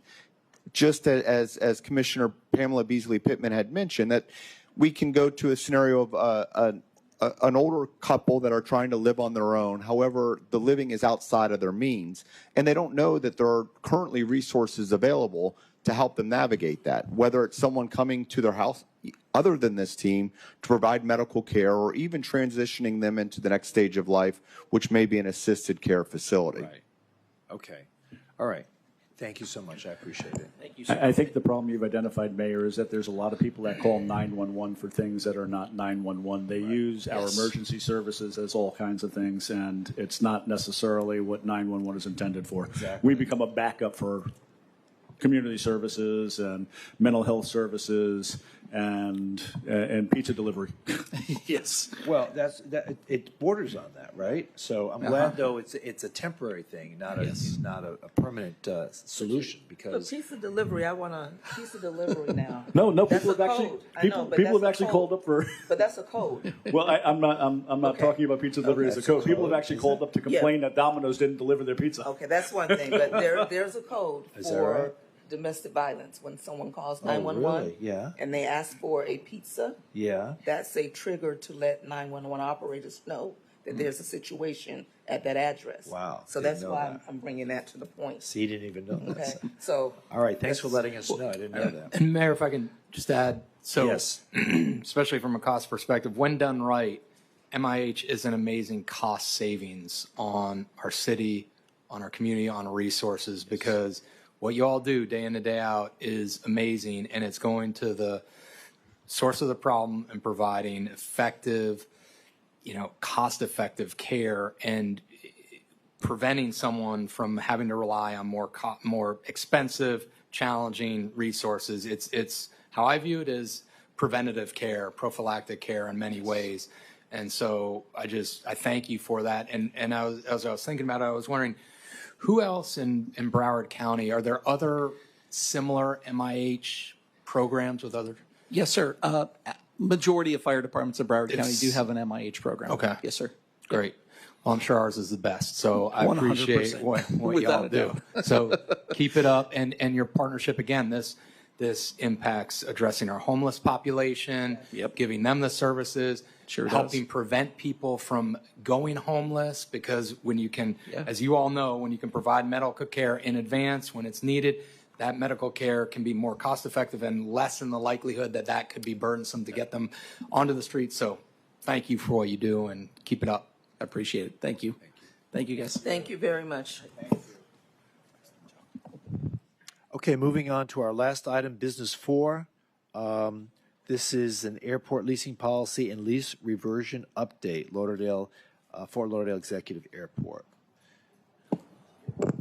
Mr. Rogers. Good afternoon, Mayor, Commission. Ben Rogers, Assistant City Manager and Interim Airport Director. Over the last hats can you put on that of yours? So over the last 45 days, I have introduced myself to a lot of the airport tenants. I reinvigorated the passion that the airport has, and we put together an action plan to address some lingering negotiations, agreements, and to move forward with the business of the airport. The Commission challenged staff back in March to update its lease policy, and we're working on that, and you'll hear that presentation later this year. But as we try to move forward with some of these lingering agreements with Shelter, with W Aviation, both of which are here today, we needed to get the City Commission's feedback on a policy dealing with lease reversion. And so at this time, I would ask Carlton Harrison to come up. He's the Assistant Director of the airport, to do an overview of that. And again, specifically, we're looking for the reversion policy and the City Commission feedback so we can finalize these negotiations in advance of having a formal lease policy. Okay, great. Thank you. Before you begin, is Ignacio Martinez here in the room? You are. Okay, so not right now, but when we're finished with the presentation, I'll call you up because you asked to speak. Thank you. Good afternoon. Good afternoon, Mayor, Vice Mayor, Commissioners. Carlton Harrison, Assistant Airport Director. As been mentioned, our objectives today are to go over the overall leasing policy and where we're at so far. Specifically, we'll talk a little bit more about lease reversion. And then lastly, we want to obtain feedback from the Commission on establishing of this reversion policy. So as been indicated, the city provided direction in March to establish a leasing policy working group with objectives of evaluating our existing leasing practices and procedures, incorporating industry benchmarks, as well as establishing a new policy framework going forward. So the airport retained Kimley Horn and Associates to provide leadership services, to be the facilitator of our working group. And the working group was made up of our airport tenants, our aviation and board members, FXE staff, as well as the city attorney's office. We held 3 meetings in June and July of this year, and there were several takeaways from the working group. And next slide, please. So some of those key topics included self-sustainability, subtenant management, lease assignments, and lease reversion. And so when we talked about self-sustainability, the focus, and a little bit of a subtle shift, but the focus shifted from maximizing revenue for sustainability to sufficient revenue for sustainability. So just a small subtlety, how we manage our subtenants, approval processes, compatible use issues, lease assignments, ensuring that we preserve the rights of the airport as well as preserve the rights of our tenants. And then lease reversion is the key topic we're talking about today. And this really what happens when the improvement reverts back to the airport at the end of a lease term. So whether it's via termination, whether it's a lease expiration, what happens to that hangar or whatever that facility is when it returns to the airport. And so at that time, the airport has full ownership of what that improvement is. And so we have the opportunity to either release it, we can repurpose it for something else, or we can completely redevelop it. And this provides a foundation for our long-term rent structures. Of course, when we look at the benefits of this, it supports a consistent and transparent framework for our leasing policy overall. It ensures that we don't have outdated facilities, and that's certainly important as we continue to try to attract business to the airport. It supports our long-term financial goals. Of course, deals with our compliance with our FAA policies and procedures as it relates to fair charges. And of course, we want to encourage that private investment into the facilities at FXE. So when we looked at a bit of history in terms of some of the lease reversion structures that were contemplated, you had the full reversion where all improvements revert back to the airport. You had the fair market value approach where an appraisal is done and then that determines the value of the improvement. You have percentage of gross rental receipts where essentially a tenant will pay a percentage of the revenue or the rent income that's derived from the improvements. You have the fixed buyout formula, essentially like a leaseback policy, where you determine at the beginning of the lease what you would charge at the end of the lease. And then you have the tenant removal or demolition, where essentially you create a greenfield site where you demolish all the improvements and then you start fresh. So as relates to FXE leases, we have 37 leases. We have 17 aeronautical leases. Aeronautical leases are leases that touch the runway and taxiway system of the airport. And we have 29 aeronautical leases. Again, those don't touch the runway and taxiway system, and those are in our airport industrial park primarily. Today, we'll be focused on the 17 aeronautical leases.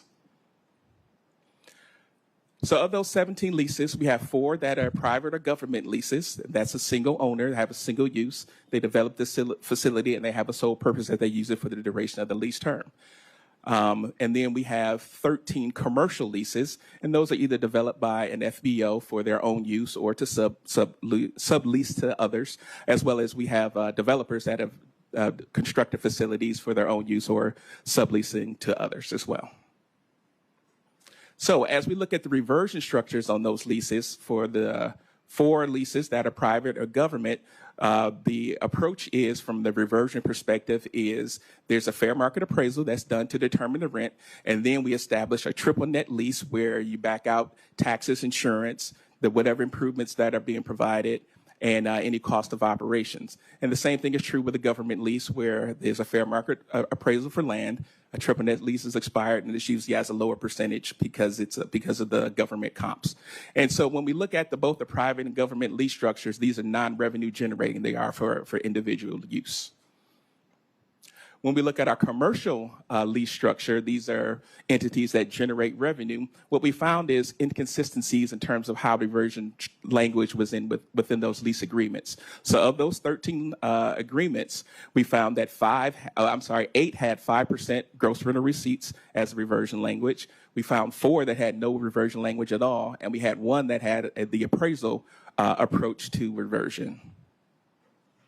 So this begged the need for, establishing what this reversion policy should be. And we understand that needs to come before the commission. We need your feedback in terms of what that policy should look like, because it is going to establish, an approach for us to move forward.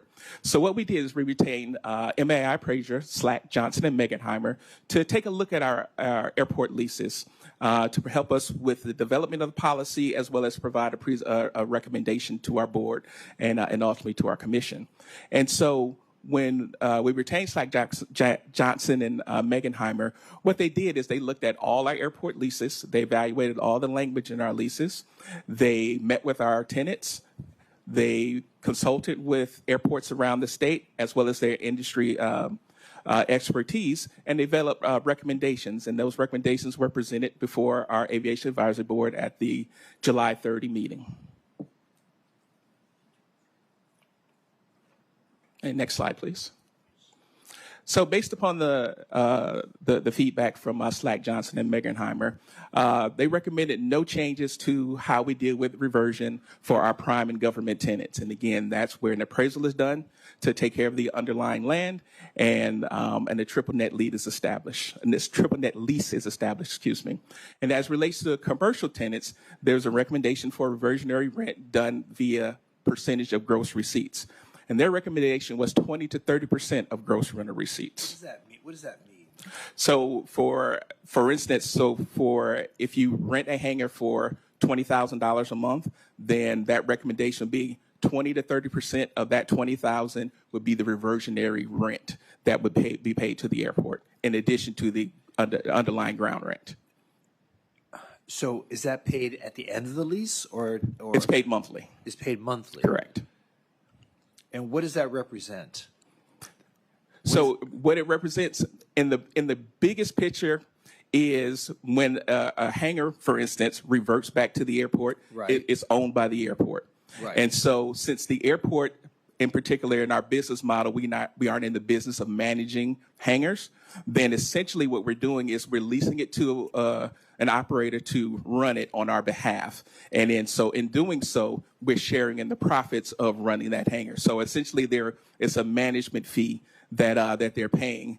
So they retain 80% of the profits, or 70 to 80% of the profits, and then they would pay us 20 to 30% of profits based upon this recommendation. Really? Yes. Is that competitive? It is competitive, yes. And so, as you saw in the white paper that was developed by the appraiser, there's a wide breadth of formats in which this is applied. And so, as we looked at it and we evaluated, and I'll touch on it in a future slide, but there are several different approaches that we can take to how that's managed. And what it really determines that percentage is the level of involvement. So, for instance, there you'll see in the white paper that there are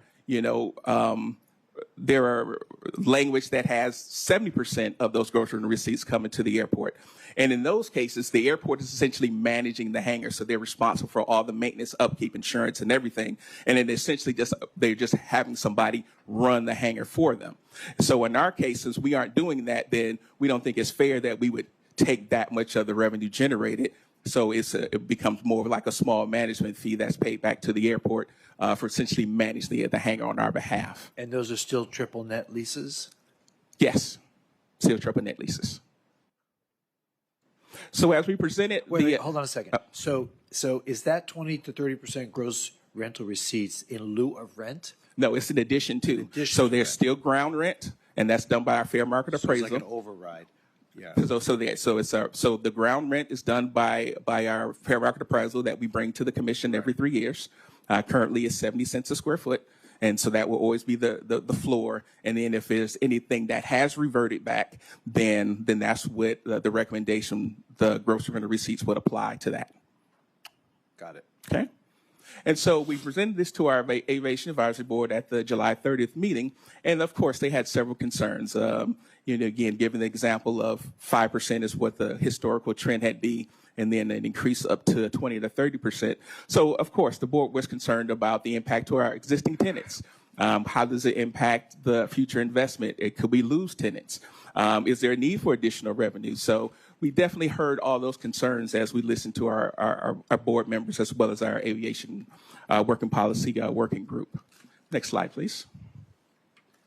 So when we looked at trying to balance our airport needs versus fee structure, then of course we're looking at responsible stewardship. And so that starts with Grant Assurance 25, where it ensures that airport revenues stay on the airport. They go for the capital and operating costs of the airport. But at the same time, we also don't want to create a profit center. So we don't want to have costs or our fees be so high that we're generating too much revenue. And of course, revenue diversion is when funds are being used not in support of the airport. And so when we look at our funding sources, basically our funds come from our rent income from aeronautical or non-aeronautical leases, our fuel forward fees, so that's percentage from the fuel sales at the airport, and then our grants that we get from the Federal Aviation Administration and the Florida Department of Transportation. So when we really break down how we look at our fee structures, since no general fund dollars support the airport, then we really look at our expenses, our capital projects, and in our future development projects. And then, of course, we look at the availability of our grant funds. So based upon all that, looking at our Stantec projections over the next 10 years, the airport is in a healthy position. And so considering the feedback from the board, airport staff sat around and we talked about what the best approach would be, and we developed a recommendation that we move forward or recommend the 5% gross rental receipts as a reversionary language and make that the policy today and going forward.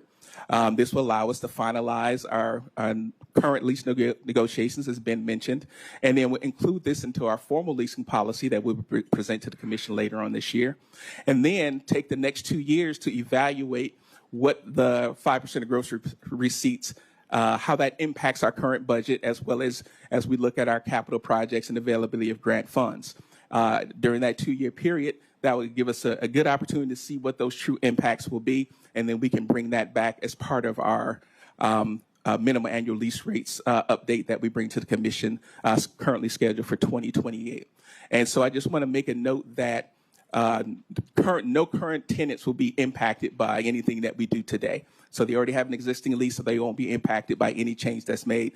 And then even as we evaluate in a 2-year period, if you have a current lease, you won't be impacted by that either. So these will be for new leases going forward, or if there's an old lease and you're looking for new terms, then that would be the opportunity to make any changes if any changes are warranted.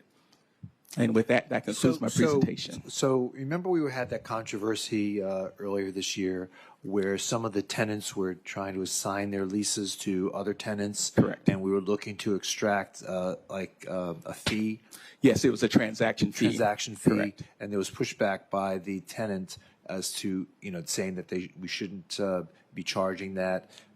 So when you say that this will only apply to new tenants, if the current tenants are able to sell their interest in their lease to a new tenant without any consideration to the city, then we lose out on that opportunity for a gross rental receipt. And so the gross rental receipts is tied to reversion. So it's only when that hanger comes back to us. That's Right. what I'm talking Right. about. But it may not come back to us because these are long-term leases that are currently in existence. Yes, I'm sorry. So the reversion is based upon basically when the improvement comes to term. So if it's a 30-year lease, at year 30 is when it reverts back to us. I'm totally understanding that. So it won't. It doesn't. So them taking on a new lease doesn't start the clock over again. The clock is continuously running. So it's not a new clock if the lease is assigned to someone else. Right. So we lose out on that gross receipts percentage. If somebody has a 30-year lease and they're into it 10 years and they decide to sell their interest in the lease, we still can't charge the 5% gross receipts portion of that because there's still 20 years left on the lease, and that's why we brought up the idea of having a transaction fee that would come to the city. Remember what? Yes, what I'm talking So about? that's You look puzzled. No. Okay. Separate. That's a separate issue. So no, I understand. So basically, this may not. So none of this may even come into being for another 10, 20 years. That's correct. That's correct. So it's all tied to just when the improvement reverts back. When there's a new lease. When it's a new lease, or if there's changes to an existing lease. So if somebody comes back for additional terms or different or other types of changes, is when that would apply. So if you have an existing lease today, the language in your lease would not change at all. So it would only apply to new leases going forward. So does it make sense to try to revisit that discussion regarding the transaction fee? If it's the will of the commission, we'll be happy to entertain it. It's just bringing it up. No, based upon the feedback from our aviation advisory board as commission, there was not an interest to move forward with the transaction fee. So we tabled that issue. Okay. All right. Thank you. Absolutely. Anyone else have any questions? I do, Mayor. Thanks. Go ahead. Thank you for your work on this, and thank you to Ben as well. I appreciate it. So I just want to reference the letter dated August 3rd from Andrew Magenheimer. If Yes, we sir. could look at that. So a couple of things, and maybe if you could address it, because I see staff recommendations. I understand that, but I was wondering what your opinion was, or what the board's opinion was on a couple of other recommendations in here. So on page 3 of that letter, he talks about the renewal period, reversionary improvement rents, but then it is our, and I'm quoting, it is our opinion that FXC should standardize their aeronautical leasehold renewal policy in an effort to recognize basic differences in the leaseholds and provide consistent terms for similarly situated aeronautical tenants. Based on our analysis and review of industry practices, airport sponsors typically provide for private hangar development tenants in good standing the ability to continue their use and occupy the facility in exchange for the payment of reversionary improvement rent, i.e. reversionary rent, in addition to the continued aeronautical land rent. In these instances, the standard practice includes the airport sponsor establishing the reversionary improvement rent based on appraisal based on an estimate of the fair market annual rent based on comparison to other similar end user, and then on and on and on. So did you get into that at all, or? Yes. So the underlying ground rent is what we bring to the commission every 3 years in terms of the fair market. So we employ MAI appraiser, and they establish that rent. And then we bring that to our Aviation Advisory Board and then on to the commission. And that's established every 3 years. So that's the underlying rent. As relates to reversion, so again, we have the two categories that we deal with. We have the private leases and the private and the government lease, and then we also have the commercial lease. So as it relates to the commercial leases where you generate revenue, that recommendation, so is what's in a lot of those leasing policies is the 5% of gross rental receipts is kind of the current practice for 8 of those 13 leases. And then so also in the background, it spoke about with the others where there was no language and then one had an appraisal format. So what our goal is with the leasing policies to establish what that new procedure should be. And our recommendation is to establish it at 5%, and that would be the kind of the law of the land going forward. So that recommendation does cover what I just read then? Correct. Okay, and then just one more point, and this is the last paragraph of that letter.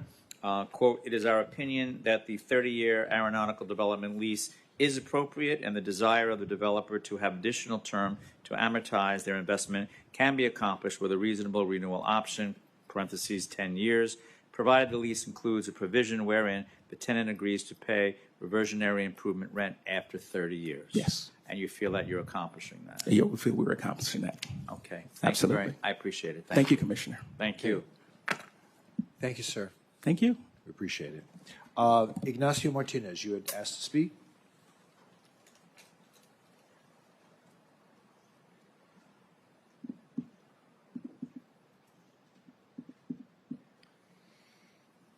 Good afternoon.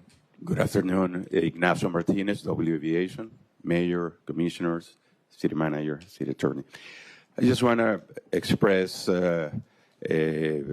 my opinion about this. I'm on one of the leases that have been waiting to get renewed, waiting for clarifications on all these clauses for the Commission. We have been a tenant on the airport for the last 20 years. And we have invested in our lease over $30 million. We are prepared to invest another $10 million in exchange of the renewal of our lease. But these reversions language that we are supporting the 5% presented to the Commission by the staff.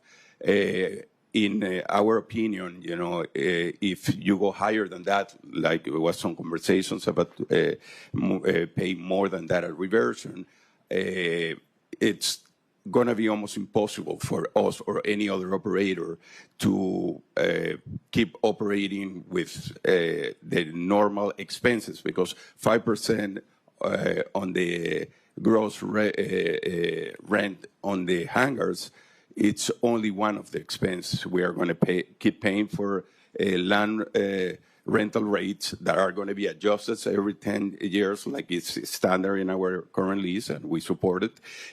We're going to keep paying for in our case, 32 members staff that needs to be serving every hangar in order to keep tenants' necessities of moving aircraft in and out. And we're doing all these in a really healthy airport that have been growing in part to our investments and our capacity to keep the higher standards for the aviation community nationwide.